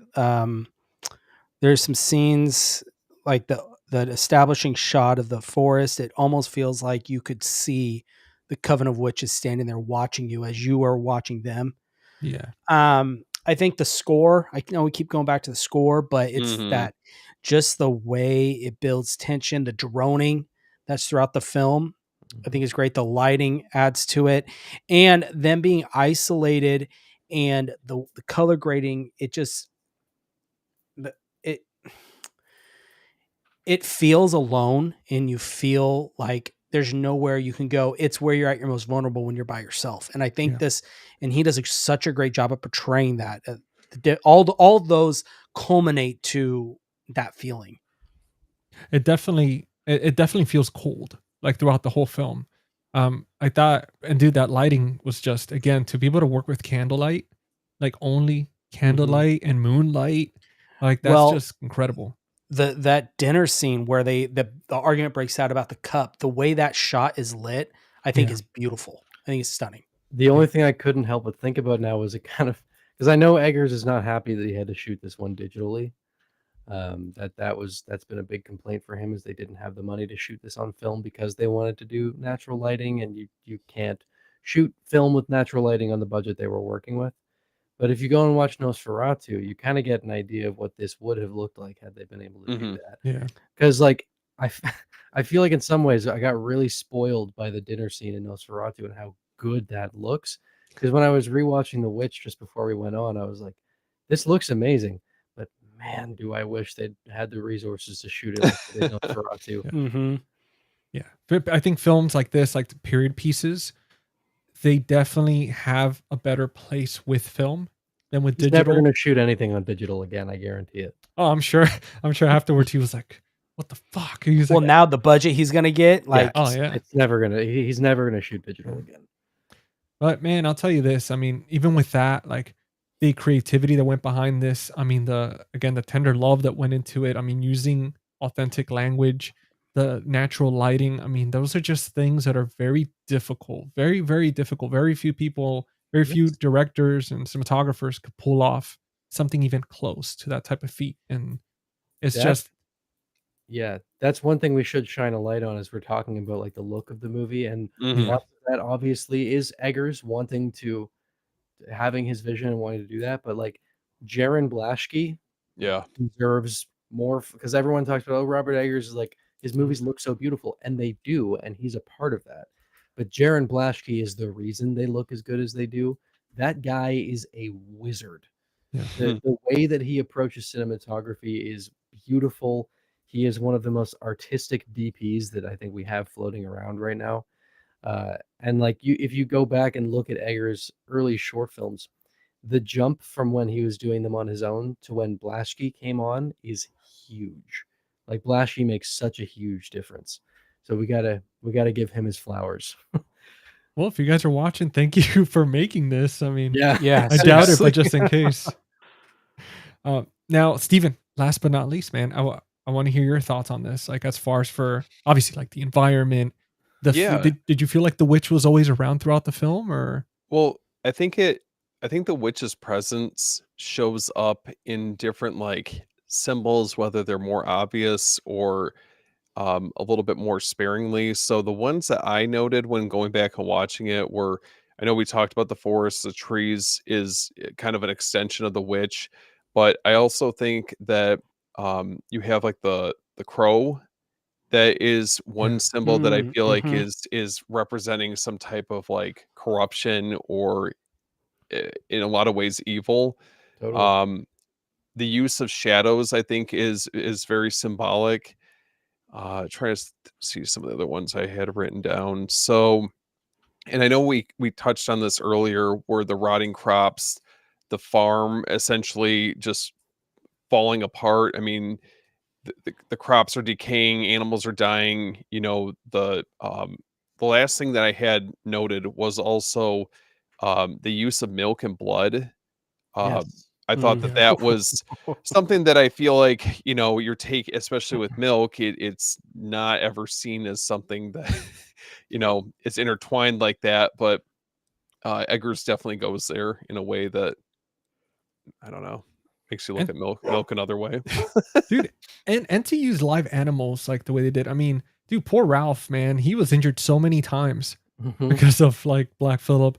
And I mean, to be able to incorporate instead of using like CGI or any of that stuff, I mean, it's just I commend to the actors that have to work with live animals.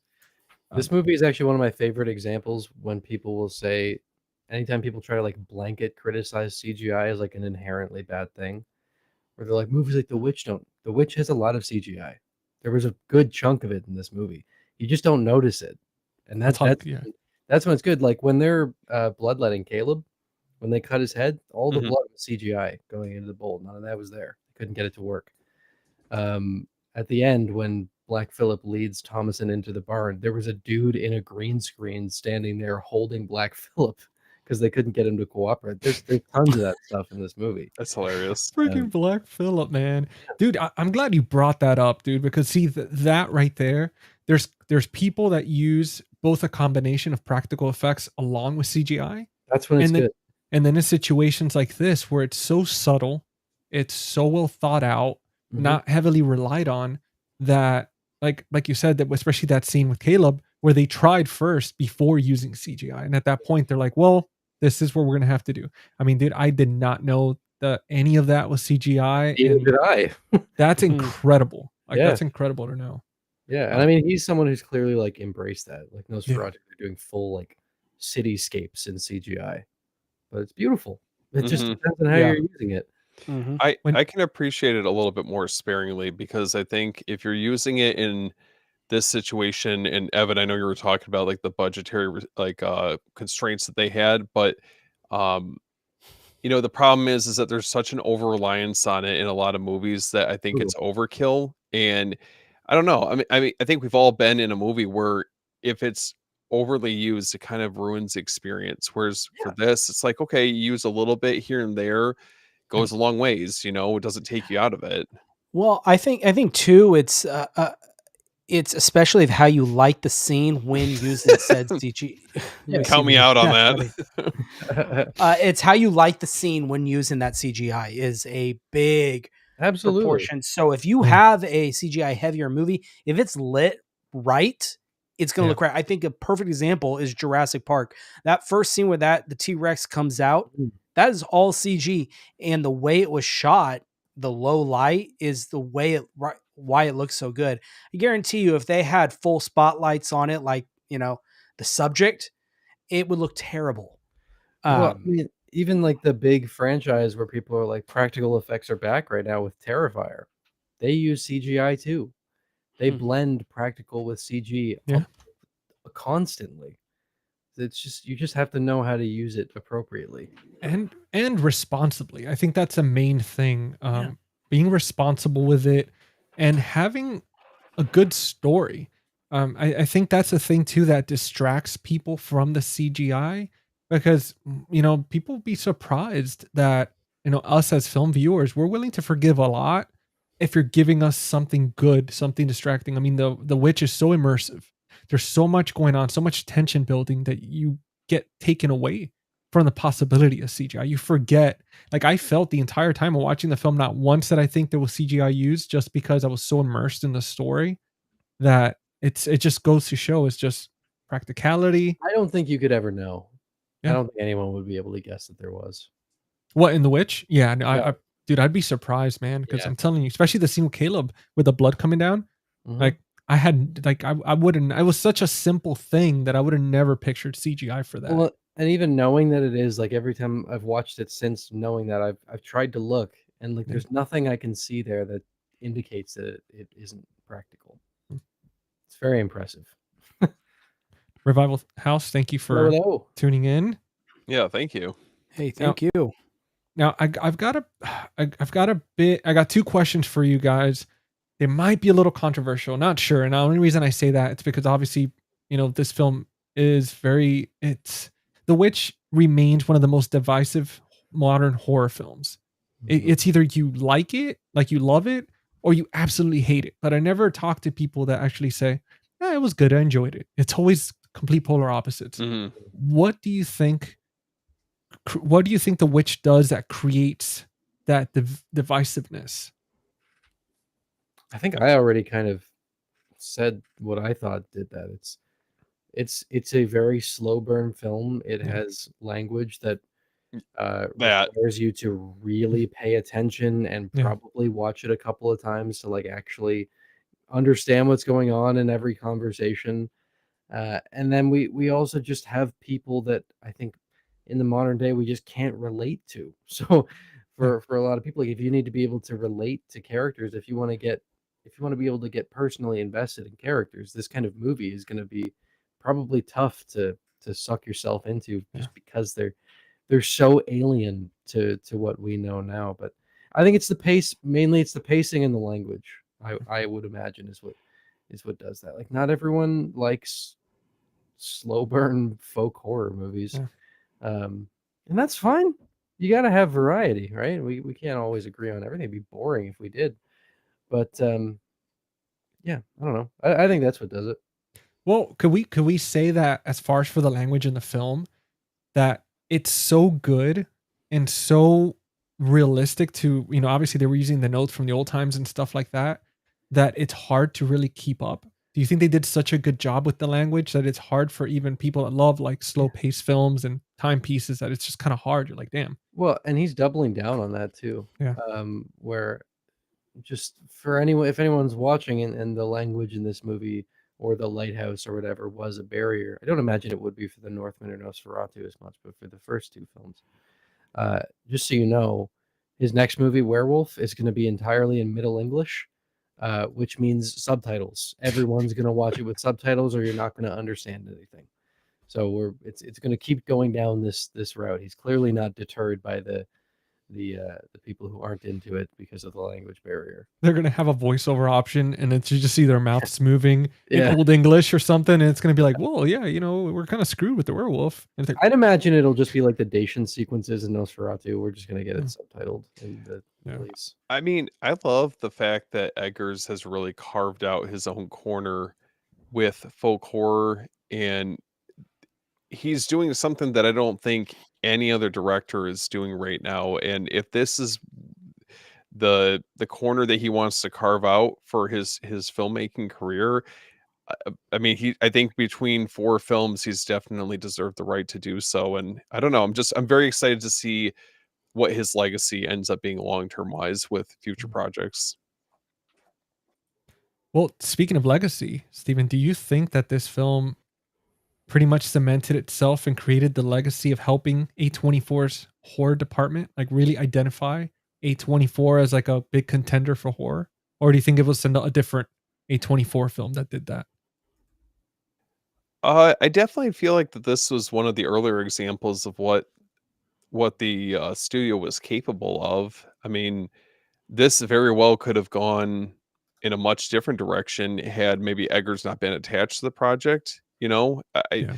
I think getting the right visionary behind the camera for something like this is so crucial, because if this had flopped, I don't know if he would have had the leeway to be able to do more of these films. Yeah, Well, he and was, he wrote it as well. So it wasn't something that A24 produced. It was he had production money, and then they just wound up distributing it, which is generally what they do. They don't tend to produce a ton. They're doing more now, but generally they're focused on distribution. But yeah, I mean, I think Hereditary is to thank really for like A24 being like the name in horror that it became. We have movies like The Witch that came that were certainly a part of that, like Steven was saying. But I think ultimately Hereditary was the thing that really, which is why they're just giving Ari Aster blank checks now to make movies that don't make any money. And I hope they keep doing that because I love them. Yeah. But yeah. I mean, it's for the sake of the art in the end of the day, man. I mean, it just, and this is the second question I had. Again, a little controversial, but there's a lot of divide with A24, right? I mean, there's been a lot of talk that I've been seeing lately on the internet, all over the place, where people are saying, I mean, it's been a while, but since kind of elevated horror has been established, a lot of people are saying, okay, again, artsy fartsy, it's not real horror, it's just to kind of confuse people and take their money, and it's like cop out type situation, right? And not me saying that, it's just stuff that I've heard. Other people love it, like they're saying A24 is an important company because they're allowing people like Robert to be fully creative without being worried about being penalized. That if they don't bring in big box office money, that's it. That was their chance. You didn't bring in money, no more creativity. Just stick to the recipes that already existed before you. Would you agree and say that a company like A24 is important? Other companies like them that are allowing these directors to be fully creative, create films like this with just again natural candlelight, real animals, authentic like folk type language, so to speak, and like what are you guys' thoughts on this? I mean, A24, if you really go back and look at it, I mean, I feel like in a lot of ways they're responsible for not only Eggers and um oh my gosh, who we said Eggers and Astor, Yeah, but also look at like Alex Garland, for Yeah, example, totally. or the Mhm. Safdie brothers, with their first couple films. Like, David Lowery. yep, yep. So it's I think that if you didn't have a studio that was willing to take risks with some of these creative talents, like we need that. I'll be honest, like I don't want I mean, I think we're kind of getting to that point where there's a little bit more balance with films, but I mean, we were hitting a point where you're getting a lot of like requels, superhero films. You need some sort of balance to balance it out, and not saying that there's anything wrong with those, but I have a deeper level of appreciation for artists that really want to hone in with their vision and the films that they want to create. And I feel like Eggers is probably one of the perfect examples. Yeah, I think the whole idea of and I know where you're getting at with this, the whole elevated horror and does it deserve? I think it does, and because look, I think there's films for everybody, and I think they all deserve their spot.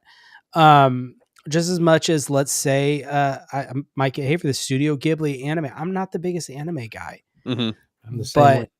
but go for it. More power to you. I want those movies to thrive. I know. So, and to go off of what Steve said about A24, I mean, heck, they're even doing they're moving a little bit away from horror. They're still doing horror, but they're really branching out. Look at The Materialist. Yeah. I mean, that's probably one of the more mainstream movies I have seen, from them in a while.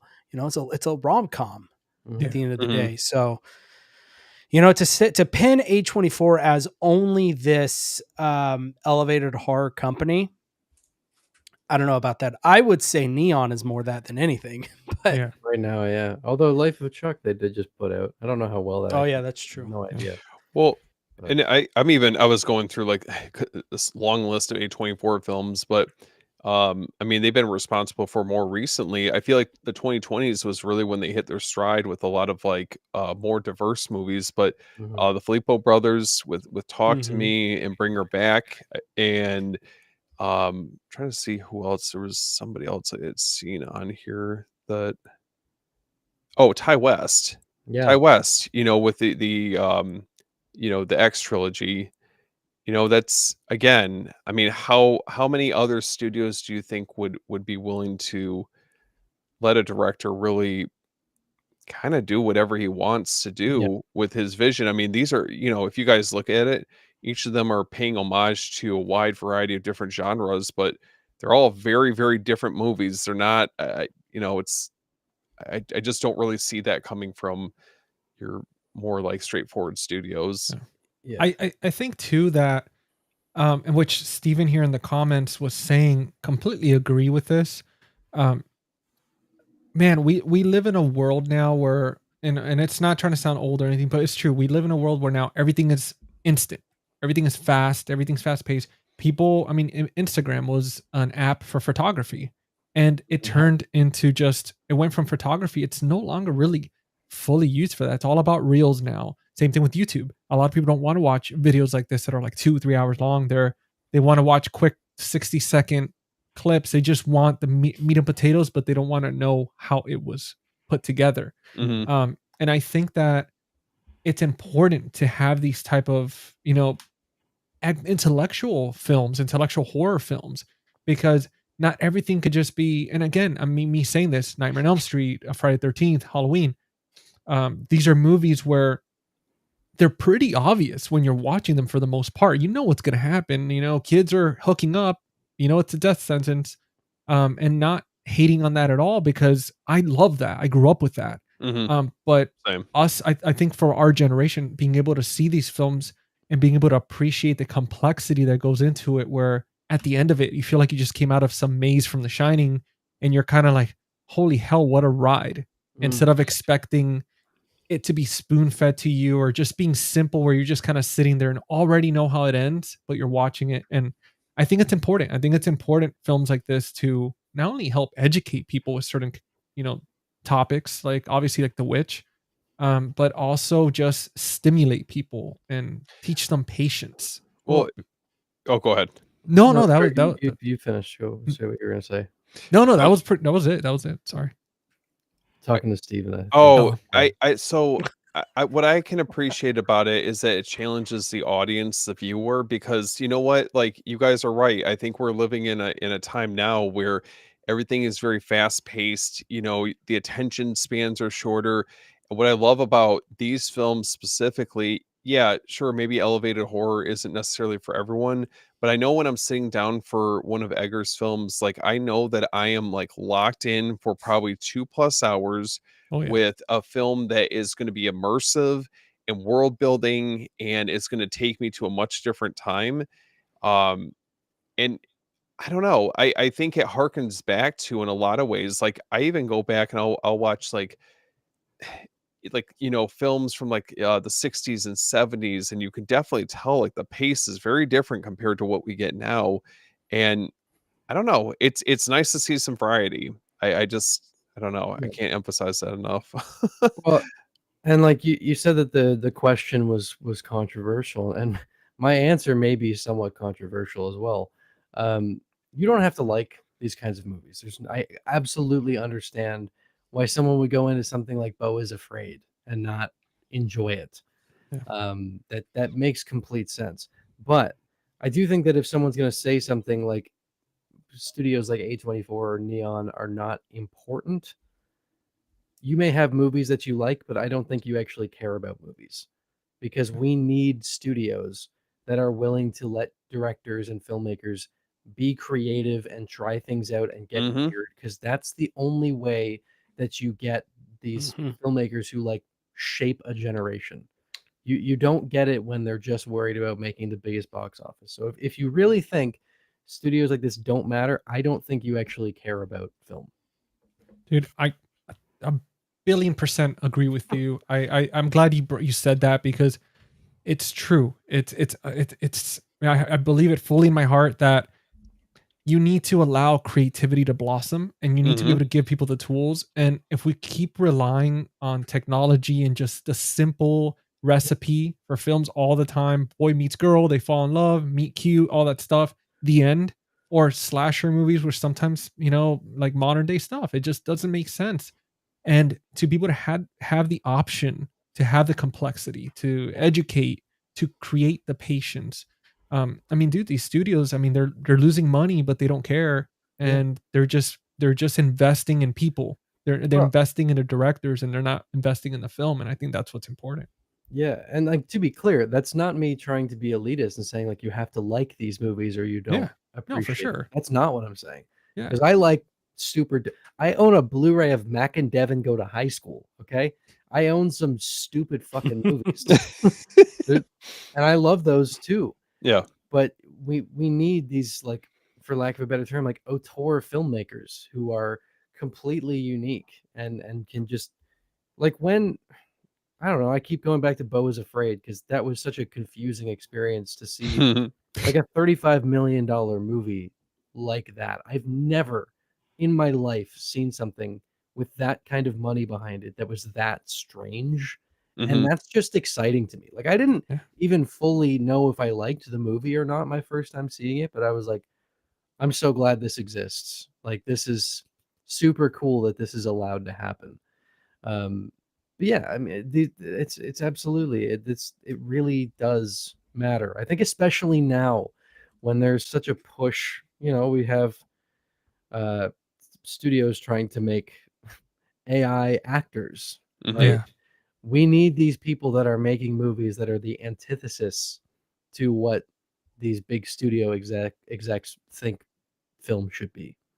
We need this. It's very important. Yeah, we kind of need those guards, blocking the gate and saying, listen, it's not always about profit. It's about creativity. I mean, in the end of the day, it's an art form. Um, dude, it's, I think, to me, again, films, music, art, literature, they're all supposed to help us as human beings transcend and being able to be immersed, and to go into a movie and walk out confused as shit, or moved somehow. Mhm, Mhm. That's when they did their job. Either you laughed, you cried, or you just walked out not understanding what you just watched. At the end of the day, the point is to make you feel something. mhm. And yeah, I mean, 100%, man. And quick shout out, by the way, Beef Cheeks is back on the streets. Ooh, Thank you nice. so much for the super Haven't chat, Beef seen you in a Cheeks. while. Dude, we missed you. We were just talking about you at the end of the last episode. We're like, we haven't seen Beef Cheeks. The second coming of Beef Cheeks. There we go. But yeah, he said he's want to pass The next by. Ari Aster movie. The what? The next Ari Aster movie. There we go. Beef Beef Cheeks. Cheeks. Yeah, Beef Cheeks. I'm waiting for it. yeah. And also scored the Tron Ares light up popcorn bucket. Dude, that's cool. See, Awesome. look at this guy. He goes from like the Witch soundtrack to the Tron popcorn light up bucket. See, there could be you gotta have balance. it all. It's fun. Yeah. Mhm. Beef Cheeks, I want you to sit there in the dark and listen to the soundtrack while you're just eating popcorn or a snack from that bucket. It's just a perfect blend. Like, I think it's perfect. Well, that's awesome, man. Good to see you, brother. I mean, we missed you, and good to see you hanging out with us. Now, let's move on to, because we're going to be hitting the 2-hour mark soon. I want to jump in, unless there's anything else about the film you guys wanted to talk about before we go into the rapid fire round. Is there anything you guys want to add or dive deep into? That I can think of immediately. Covered a lot of ground. It's good. Yeah. Oh yeah, I love it, man. Like, you see, like with films like this, it goes just more than the film itself, but it just opens that dialogue to get deep and really Well, that's the figure thing, stuff. like, I know, like my videos sometimes end up like too long. Like this is a 95-minute movie around that. I think the Mhm. credits roll around like 90 minutes. And my video on it was over 40 minutes long. So when I spend over half the runtime of the movie talking about it, that's when I'm like, oh, there's a lot to chew on here. Yeah. And how long was your Nosferatu video? That was an hour and 37 minutes. Wow. Dude, That took me 2 months to make. That was a lot of work. What are your guys' expectations for his next film? Oh God, don't get me started, man. Don't do that. It's about to be a part 2 to this video. Look, continued. I don't know if you were on when I was saying that I have been predicting his movies for a little while now. Where literally 3 days before Werewolf was announced, I was on a podcast right after Wolfman came out, where we were talking about what our ideal werewolf movie would be. Mhm. I said I would love to see something like what Robert Eggers did with The Witch, going back to the folklore. Yeah. 3 days later, Werewolf got announced. And Because I know, wasn't he was in talks with a couple different projects before it yeah, sounded like this was So- finalized. well, there was Labyrinth, which was interesting. I don't think anyone was expecting to hear that he was working on a Labyrinth sequel. And then he had also talked about wanting to do a Western at some point. There's The Night that he's talked about. There's a Rasputin miniseries that he wants to make, which sounds really interesting. I heard about the Christmas Carol too. So that's the other one I was going to get to, which I think Jordan had mentioned he saw my video Yeah. of this. After Nosferatu came out, my brother and I were constantly talking about how perfect it would be if Robert Eggers made a Christmas Carol with Willem Dafoe as Ebenezer Scrooge. Mhm. Oh, And so then that got announced, and there's a video on my Instagram of me losing my mind like 5 minutes after the announcement happened. I've never had a reaction like that to a movie announcement ever. I'm so unbelievably excited for that. But Werewolf is going to be dark. We know that. Everyone who has been involved with it, that's the only thing they've said about it, is that it's going to be super dark. We know that it's in the 13th century England, I believe. Okay. 13th or 14th century England. It's entirely in Middle English, which is really interesting. And then the other thing that has me very intrigued is Jaron Blaschke was asked about it, who's the DP. He's been working the DP since The Witch. And he said that he felt like they kind of reached the peak of the style they had been doing through his first 4 movies with Nosferatu. And yeah, that movie was unbelievably gorgeous. Oh yeah. And he said that what they're doing visually with this movie has not been done before. Well, that's fascinating. Interesting. And I want to know what that means. I really want to know what that means. I'm like, are they trying to simulate the look of like woodcuts? Like, what are we? Because that's something that's very prevalent with like the era that this film takes place in. If you get really in the weeds, like I am with his stuff, there are photos and some videos of people who have snuck onto the set of the movie that they're currently building. Oh wow. In Wales, in Dartmoor and areas like that. So there are set construction photos and videos out there that you can look at. And there's one image that I'm so curious about, where there's a mirror laying on the ground with a red light beaming on it, and then you can see the camera pointing into the woods. Now, they've used mirrors before a couple of times. They used it in Nosferatu for like reflecting firelight if they wanted, because they wanted to really stick with natural light. But if they needed more, they would get mirrors. And just duplicate it that way. That's incredible. And they've done a lot with light filtering, where they would put like a colored filter in front of the lens of the camera to, for the nighttime scenes in Nosferatu and the Northman, they were putting something in that was literally filtering out all of the red light from getting into the lens, so there's just no red color data in the negative at all. And they did something similar to that for that shot in the lighthouse of him with his hand in the thing where the blood's disappearing from his face. It's because they were intensifying a red light while having a red filter in front of the camera, so the blood looked like it was disappearing, which is super cool. That's crazy. So I don't know what they're doing here. It was a confusing image. I couldn't tell what I was looking at for a little while because of the mirror. I was like, this is like, at first I thought it was a perch up in the trees and they were filming down into the woods, but then I'm like, no, that's not what's going on. I don't know what they're doing. It looks really cool. I could sit here and geek out about it for too long. But it looks sick. I'm extremely excited. It's going to be super messed up because old school werewolf folklore is macabre. It's Yeah. That's right up my alley. Because it's going to be so, like, I find it almost concerning that the darkness of this movie is so noteworthy, considering in the first 9 minutes of The Witch, a baby gets turned into jam. Right? So Yeah, turned, yeah. The bar we're working with here is pretty high already. Yeah. Well, Evan, I want to ask you, man, that has nothing to do with The Witch or anything, just personal question. Again, feel free if you don't want to answer, no worries. Okay. But dude, like, first time meeting you, first time hanging out, you just seem so knowledgeable, so excited about cinema, so passionate.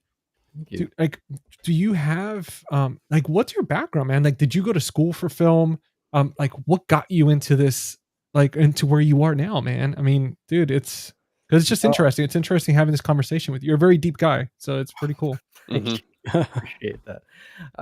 No, I didn't. I didn't do anything after high school. I went straight into a full-time job. I was managing a music lesson center, and I was doing that up till I went full-time with this last year. But no, I have no like actual. I'm completely unqualified. I'm just a movie nerd. Dude, I don't know about that, man. The stuff that you're talking about. It's like you're shining a light on things. Where, I mean, the fact that you care, like you were talking about the mirrors and the light reflecting.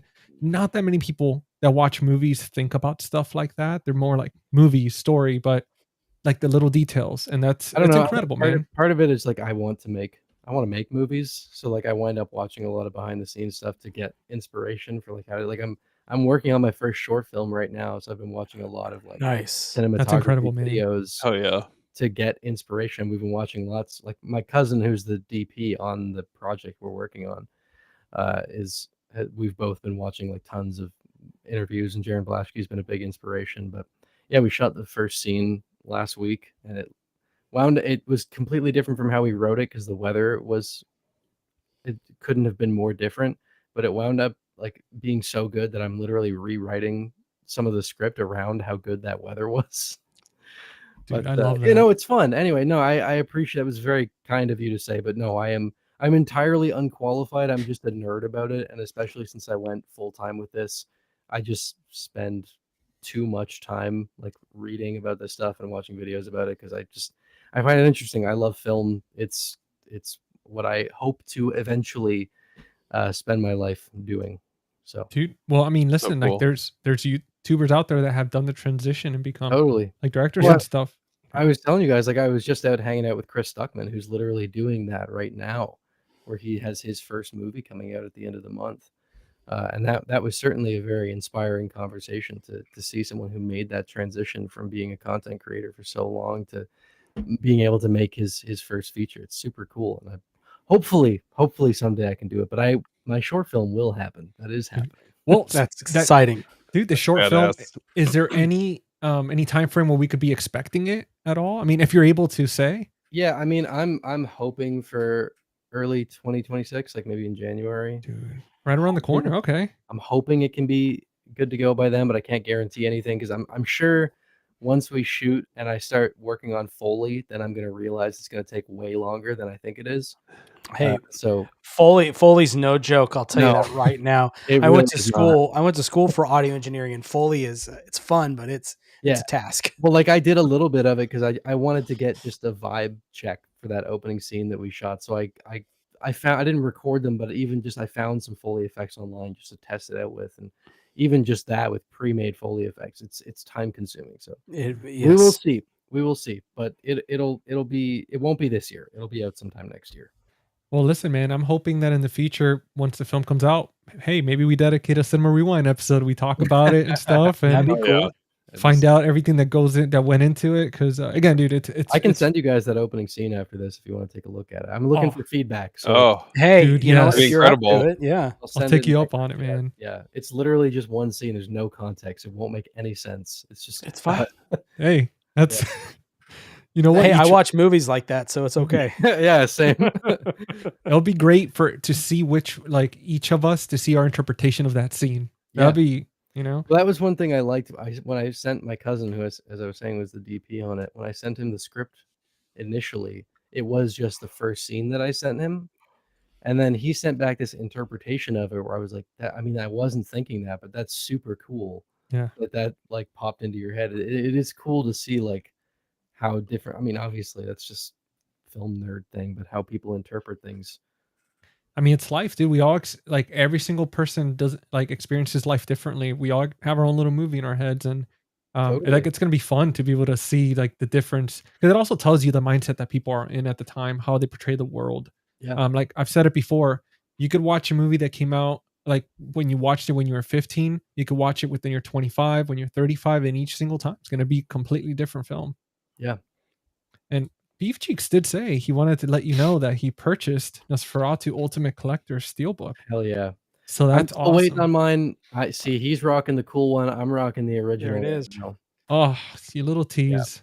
Damn it, guys. You're going to make me spend money that I don't need to spend. You Mine need to is spend on the it. way. Mine is on the way to the house, and then I can complete the big box collection.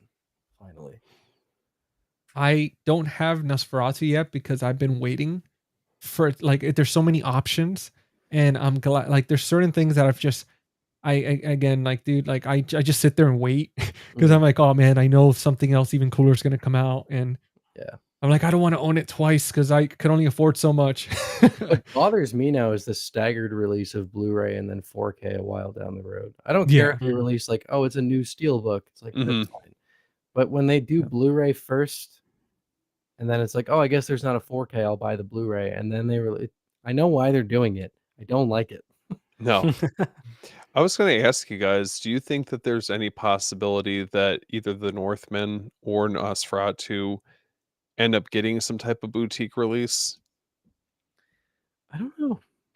Maybe. I mean, to be honest, they didn't skimp out on the bonus features on the releases that we do have. They're actually pretty solid in terms of what we have there. I would love if there's more that we can get. But it's something where especially with these collector's editions that Focus is putting out, I actually think they're really good. I don't think it's necessary, but it'd be cool. Yeah, there's a part of me that's sure Jordan would probably know more than I would. Yeah. About that. Oh, the Bat Boutique. Well, I will say it's not impossible because Universal, they're the ones who do these Steelbooks, thinner ones like this. Yeah. They did Inglourious Bastards, and then Arrow turned around and did Inglourious Bastards. So it's possible. Maybe. Yeah. There's hope. Listen, guys, I'll say it once, I'll say it again. Jordan's an industry plant. He knows everything. This guy's never wrong. Poor Jordan. That's why he gets everything he gets it early. If it's Arrow, those do tend to be higher bit rate than other releases, so that would be a point where I would buy them again. Or Second Sight. Oh. I know those Sight are on top, and I need Second Sight. I live in Canada, so I have to pay import prices, and buying Second Sight movies is not I just pre-ordered Possession, and oh my god, that was expensive, but I was like, I need it though. Yeah, I really want it.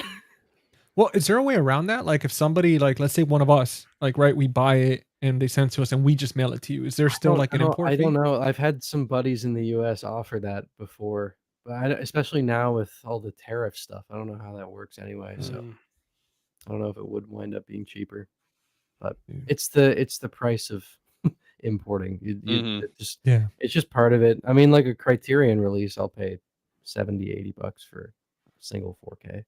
Wow. Sometimes, yeah, it gets crazy. What See, and people here, you're complaining about prices. I don't want to hear no more complaining about prices. That's right. That's right, Cut guys. that out. This poor man, even during the Criterion sales, he doesn't get to fully enjoy them. Like, I don't even get the Criterion sales, man. There's US only. From what I found, yeah. Dude, I didn't know that. Yeah. Holy crap. It's a shame. It's a real shame. But thankfully, because this is my job, if I talk about it, it can be a tax write-off. There we go. Hey. There we go, man. It's a So, business. There's a silver lining there. Dude. And just for anybody, if anybody out there's actually watching, sponsor these guys, sponsor the channel, the series, Second Sight. What are you waiting for? Look at us. We talk about you guys stuff we talk about you guys in every episode. We're always wishing for something new or showing off something. We got Jordan over here with all the cool new stuff. I just got a huge box. I got When Evil Lurks and The Coffee Table and House of the Devil. Oh, wow. Something else. Like, come on, guys. Show some love. There we go. Yeah. I mean, talk about a freaking watch, like a binge watch, dude. All those freaking movies. When arrived, I was like, what, am I trying to give myself, am I trying to wind up in a psych ward? Coffee Table is the most stressful thing I've seen in my life. Oh my gosh, that movie. It's a great movie, but oh my God, it's hard to watch. Dude, it's rough. I picture you walking out after all 3 films, you're just pale and just confused and. Well, House of the Devil would feel like watching Treehouse after going through When Evil Lurks and Coffee Table. Jesus. I'd be like, oh, this is nice. To wind down a little bit. Beef Cheeks saying, "Yep, Possession and Reanimator Second Sight are incredible." Yeah, man. I never got the original Reanimator release, so I'm glad I held off because I'm so excited for this Second Sight one. Yeah.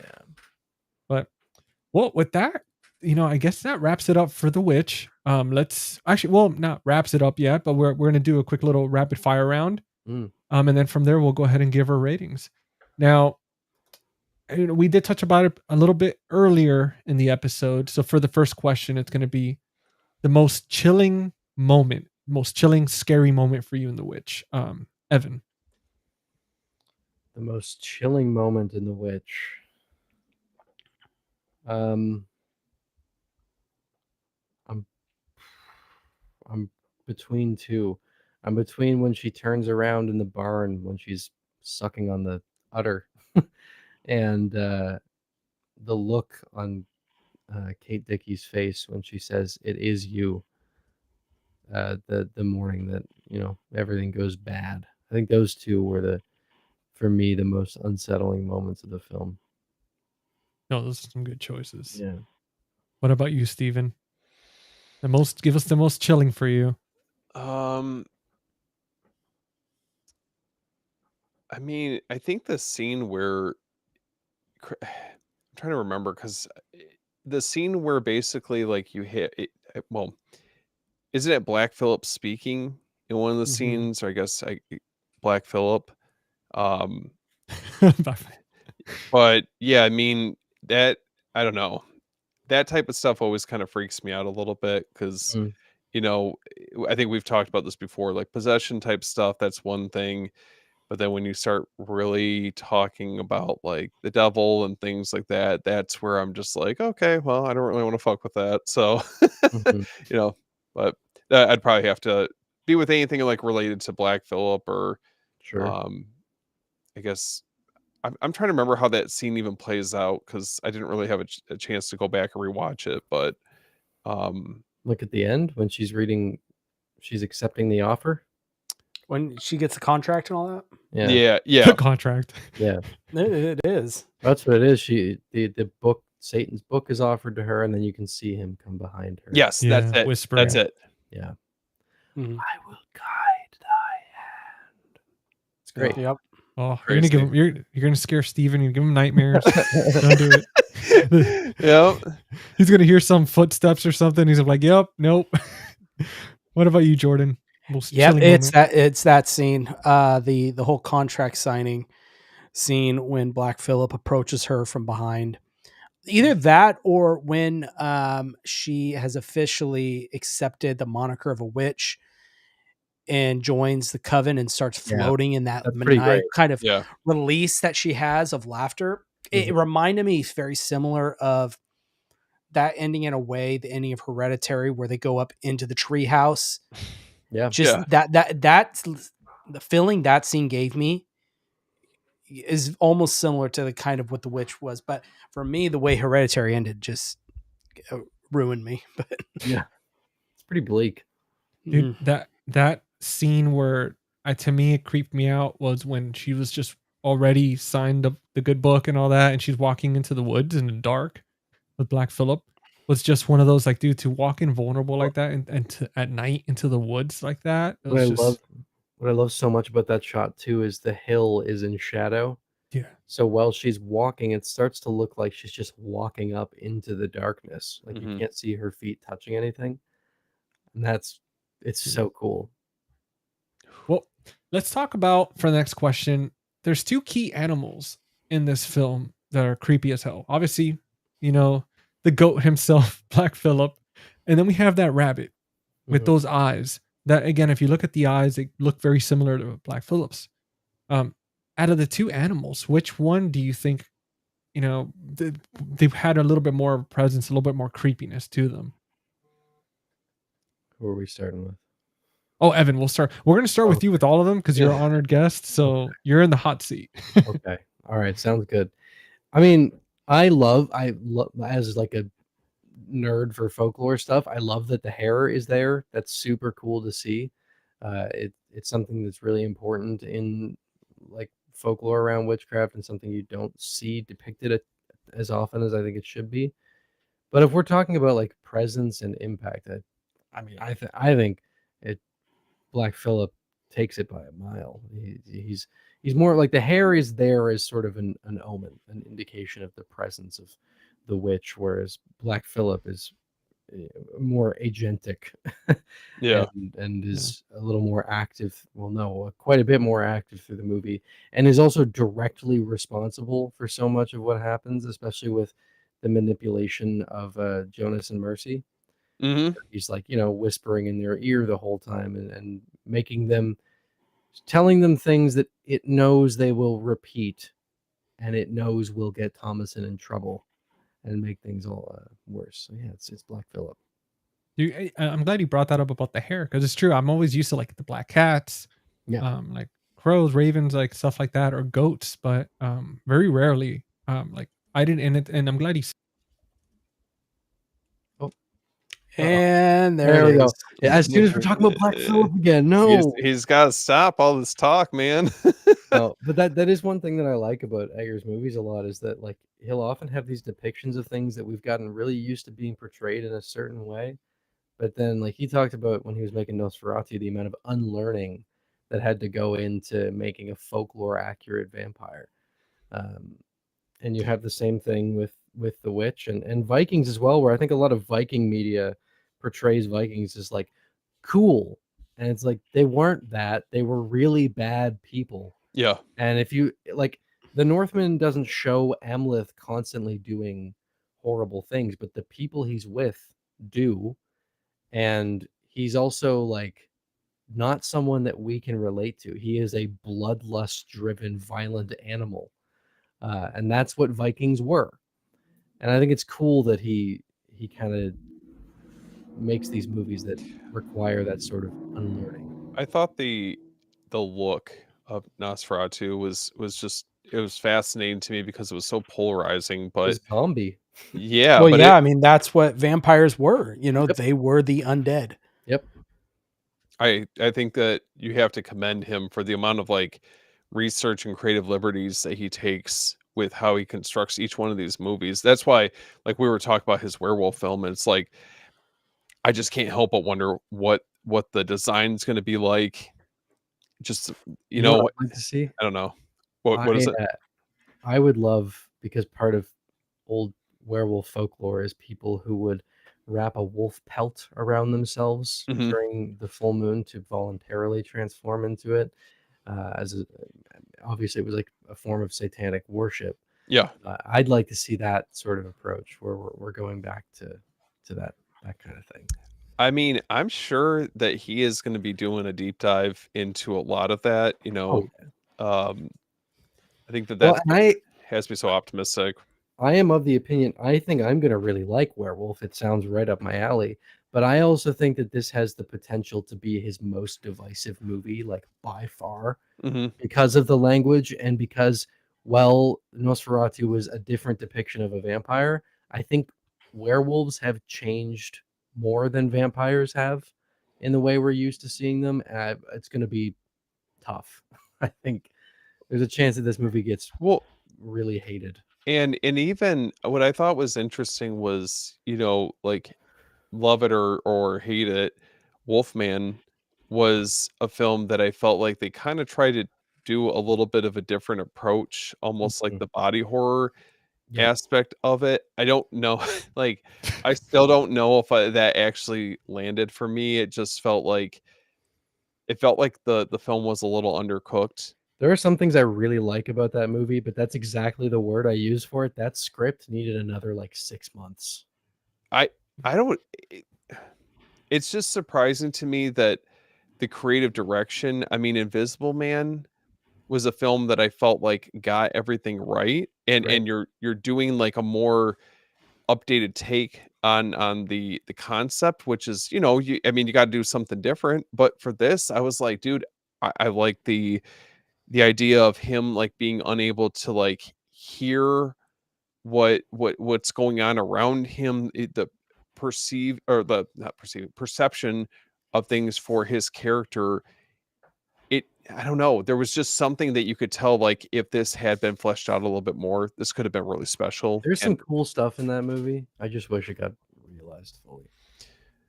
That one was. You got cursed by Black Phillip again, did you? Dude, I swear, like every time I bring up that name, it's not going well for you. Yeah, man. But we're almost done with the rapid fire. We got 3 quick questions. I know Jordan's gonna have to jump off. Jordan, are you able to do them, or do you want to? Yeah. I mean, I was just it's getting close, but yeah, if we get through them, we should be good. Oh, cool. Okay. So I won't bring up. I'm just gonna say B Phil for now on, just in case. Okay. B Phil for short. There you go. So I want to talk about the 1600s. Do you guys think that you would survive a week in New England 1600s in the particular setting? Hell no. No. Not a chance in hell. None of us are designed for that anymore. There's a couple people who would probably figure things out, but like, no. Yeah. I think our stomachs alone, we just drink like water from the creek, needed diarrhea. Like, well, that's the thing. As soon as we get unfiltered water, we're gonna die. No, I wouldn't survive. I don't think I'd survive. Well, I think in unison. There we go. All right. Well, now let's talk about the scariest thing of the film. Right? Would you consider the isolation or the religious guilt? Like, which one do you think was more scarier in the film? I find solitude peaceful. To me, the idea and the depiction of religious guilt in this film has always been really upsetting. Like I mentioned that conversation he has with Caleb early on in the film, where they're talking about original sin, which is always an idea that like bothered me. And so to see it talked about in such a not like callous way, but in like, this is real, and Sam might be in hell and we don't know. I'm like, that's fucking scary. So to me, it's the religious guilt. Yeah, I'd have to echo that. It feels like it's a very warped perception on what I would say more of a modern view of religion is. And it just robs you of your life. Yeah, like perspective is so sad. And it's just taken to such an extreme that I feel like it really, really hurts the entire family across the board. So I mean, thankfully we're, for the most part, it's not like that now, but I can imagine back then, I mean, people lived and died by their beliefs, especially when it came to religion. Oh God. I think I got him again. No. Did we lose him again? No. God, all right. I'll answer mine real quick. I think religious, that whole thing, because look, to tear down what you fully believe in yourself and what you believe in, and for someone to basically use that as the catalyst to do whatever, I think is very scary. Yeah. Mhm. Well, Jordan, before you go, obviously I want you to promote yourself real quick. As usual, I want to ask you one last question for you, okay? Would thou love to live deliciously? Yes or Hell no. no? There we go. But no, dude, listen, let everybody know, because before either I lose connectivity again or you know, I gotta go. Black Phillip's after me. Go ahead and let everybody know what you're working on. Promote the hell out of the movie room. Put this on here and go for it, brother. Yeah, the movie room. I'm partnering with them, and it's an awesome husband and wife small business physical media shop. So go check them out. You use that, save yourself 10% off your first order. But yeah, over on the Movie Den, we're just a full swing spooky season right now. So I've been going through top 10 Halloween recommendations, going through each label. That's what I'm doing right now. Knee deep or neck deep actually in preparing for something really big that's coming at the end of this month. So I'm sure you guys might have kind of got wind of some of it, different stuff posts on Instagram. So stay tuned for that. It's a big undertaking. So really, really excited for that. It's going to be, I'll just say it's a whole week of fun. Let's just say that. And it's going to be really awesome. But other than that, I just got this in today. So be on the lookout for a review for this guy. I love that movie so much. The Curse of Frankenstein. This just showed up. So excited to dive into. Look, what Hammer Horror is doing with their releases, I think are incredible.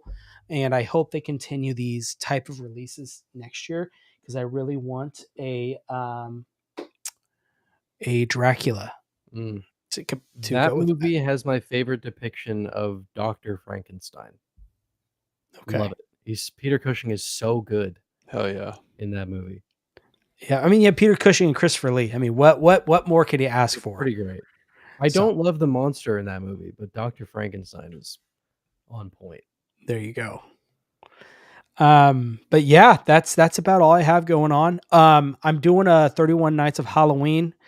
We're obviously in it right now, about halfway through. So if you guys go on my Instagram, in my bio, there's a PDF download link in there. You can download the calendar for yourself. Tonight we're watching Hereditary. So actually, funny enough, The Witch was Sunday night. So, and last night, what did we watch last night? Last night was Haunt. So so close, Haunt is JC. awesome. Right there. There you go. Jesus. Go there. Right where I am. Right there. There we go. There you are. So that's what I got going on, guys. Jordan, before you go, Letterboxd. This movie has 4 out of 5 stars. What are you giving it? Do I give a 5 out of 5? I've given 5 out of 5 for me. I love this movie. I think this is a masterpiece. I think it checks every single box you could possibly check. And for it to be Robert Eggers' just directorial debut, just going out the gate swinging, 5 out of 5 for me. I think it's a perfect movie. Can't complain. Guys, if you haven't seen it, you got to watch it. I mean, this man gave it a 5-star. So I did. Dude, I love it. Yeah. Well, brother, right, guys. Thank you for joining us, man. You have a good night. Love you, buddy. Yep. Yeah. Take care, guys. Hey, Jordan. Guys, see you guys later. Yeah. Later, brother. Beef Cheeks was saying he had to go too earlier. He had work in the morning, but Beef Cheeks, I know you're not watching this now. You're watching the recording, but dude, thank you so much for joining us. Yeah, thank you. Now, we just had 2 quick rapid fire round questions. Sure. And then we're almost all set, guys. As for Anya Taylor-Joy's best role, right? A lot of people are saying this is her best role. Would you agree, or is there another film that you would say it's her best role? I love her in The Menu. That was a good so movie. much.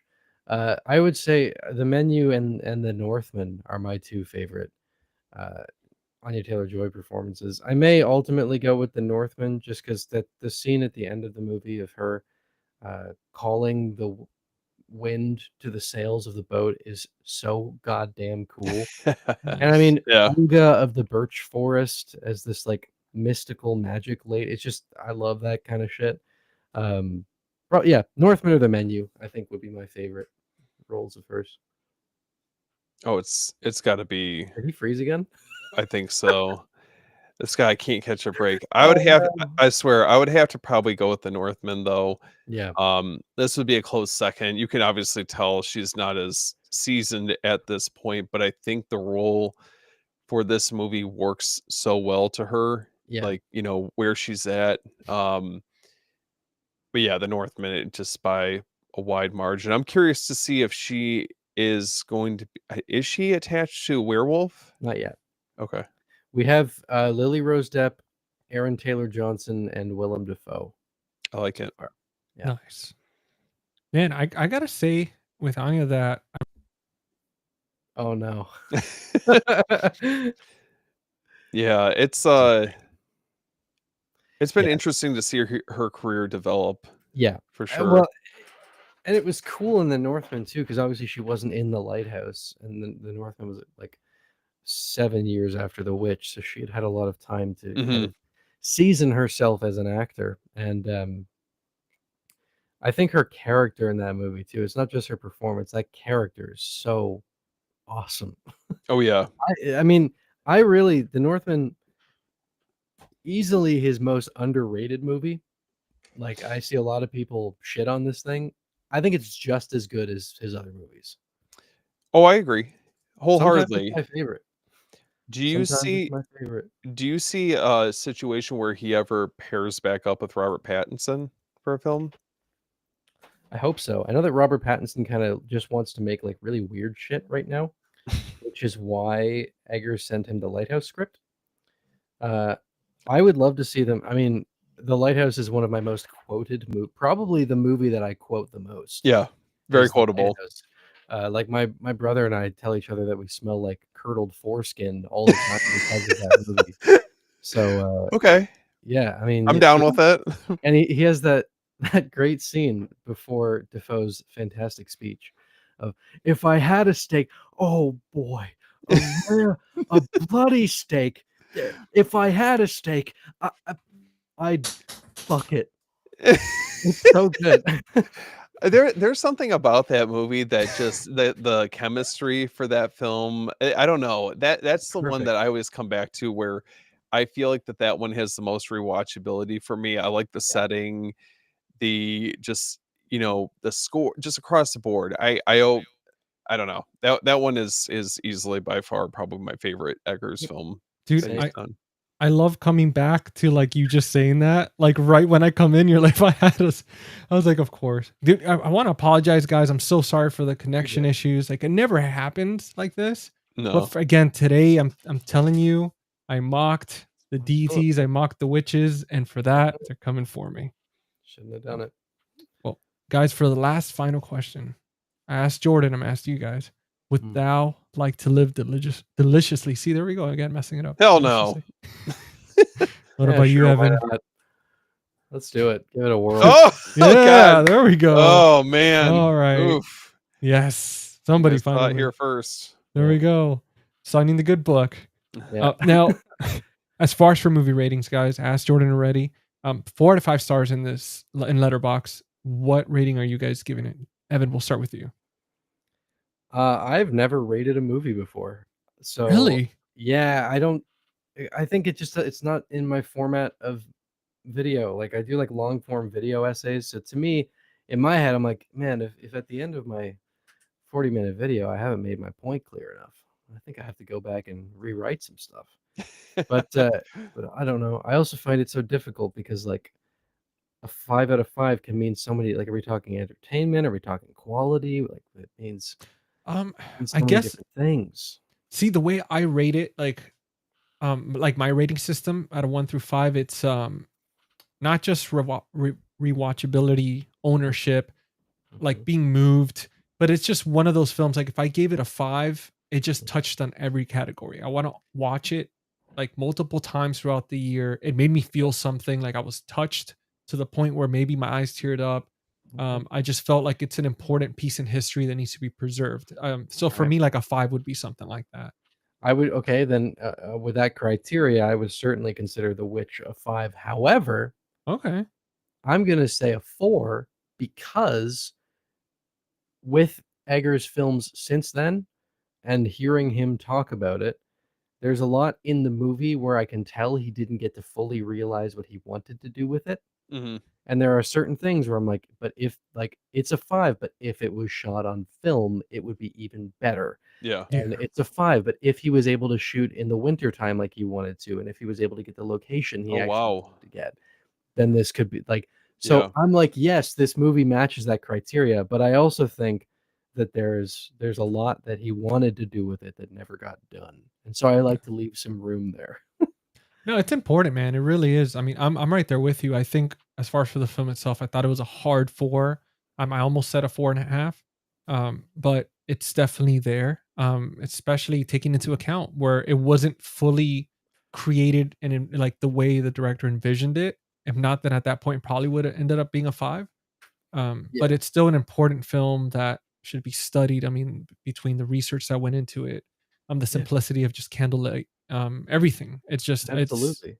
it's I mean, I wouldn't be surprised if one day a film like this ended up in Criterion Collection. Like it's so good. Totally. But what about you, Steven? What are you giving this bad boy? I'd have to give it a 5, and just for the sheer fact of just how impactful this movie is. It's doing something very much different for the time that it was released. It's Robert Eggers' debut film. I have to say that, I mean, he has probably a stronger debut film than a majority of the other directors that Ridiculous. like I'm trying to think back at like some of the directors that I really like admire and appreciate. I don't think that they have as strong of a debut compared to his, So I think based on that, that's kind of why I wanted to elevate it up a little bit higher. And I just adore the film. Like it's one that I think is very important for the time that it was released and even till now. The only other two I can think of, like recently speaking, I would say yes, Eggers had an insane debut. I think Ari Aster with Hereditary was like a ridiculous way to break out into the scene. And I would also say, because I think this movie is just as good as like The Witch and Hereditary, and it doesn't get talked about as much as they do, is Rose Glass with Saint Maud, which was her directorial debut. Oh And yeah, that that's movie right. blew my fucking mind.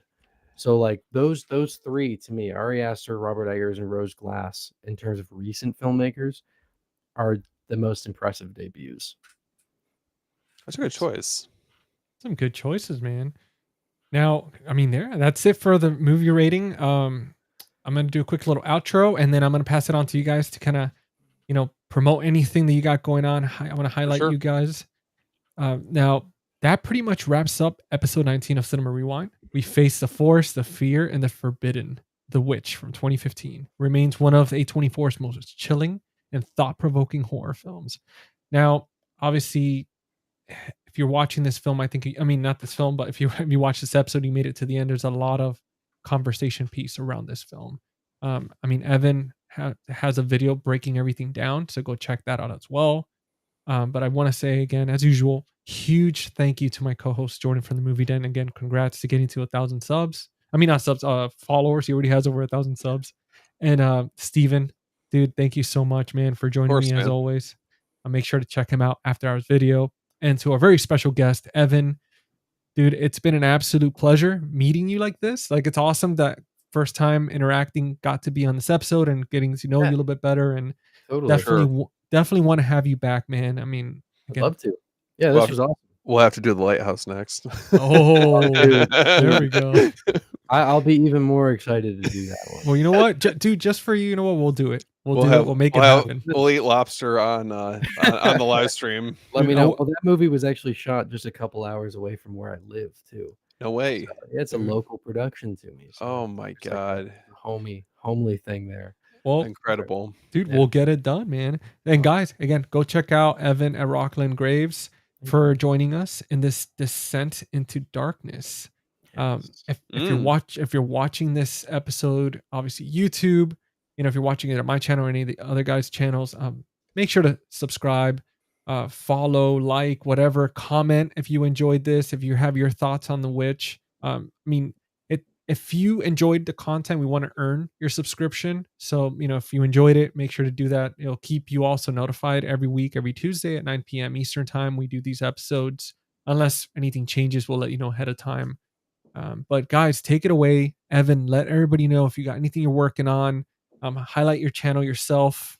Anything you got to say. Yeah, I mean, I do weekly video essays on my channel, basically about various horror films. I've been trying to diversify a little bit and do some non-horror stuff as well. But yeah, I just love to talk about film. I do like they're generally anywhere from like 20 to 40 minutes on average, unless it's Nosferatu, and that was an hour and a half long. But yeah, no, I like to get real nerdy about film on my channel, and I yap for probably longer than I need to, but it's fun. So if that sounds up your alley, obviously we're currently working through October. I just put up a video on scary stories to tell in the dark. Nice. And I'm working on The Woman in Black and Cobweb now. Okay. To close off Spooky Month. And I actually I have a collab with Dr. Wolfula. Oh, nice video, which is super exciting to me because he was my biggest inspiration for YouTube. But now we're doing something fun for the Cobweb video that I'm looking forward to. So Dude, that's about it for me. That's awesome, man. That's the thing with this community. You never know who you're going to end up collaborating with. And Horror sometimes you end up, the best, dude. You're watching certain people, and next thing you know, you're hanging out with them. And it's just totally. awesome, Killjoy Jake I mentioned earlier, I was watching him for years, and now we're friends. Like, he has my phone number. Right, we're always texting, and it's super cool to have that kind of thing. Cody Leach was another one where like I watched Cody for years, and now Cody and I talk to each other. It's fun. The horror community is awesome. The content creator space, there's no like competition. It's very, very welcoming, and that's been super cool. Dude, we all share the common passion to preserve physical media, preserve film and cinematography and all that good stuff. Have either of you guys been on Sledgehammer Horror yet? No. You will be. He gets everyone. That's cool. Yeah, so his name's Ken and Ashley.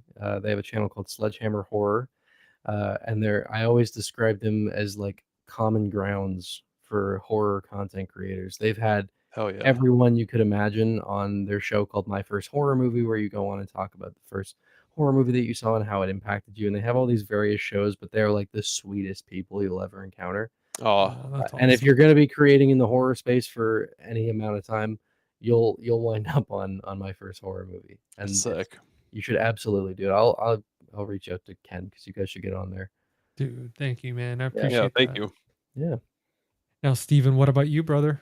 Red carpet's out. You guys can find me at After Hours Video on all social media.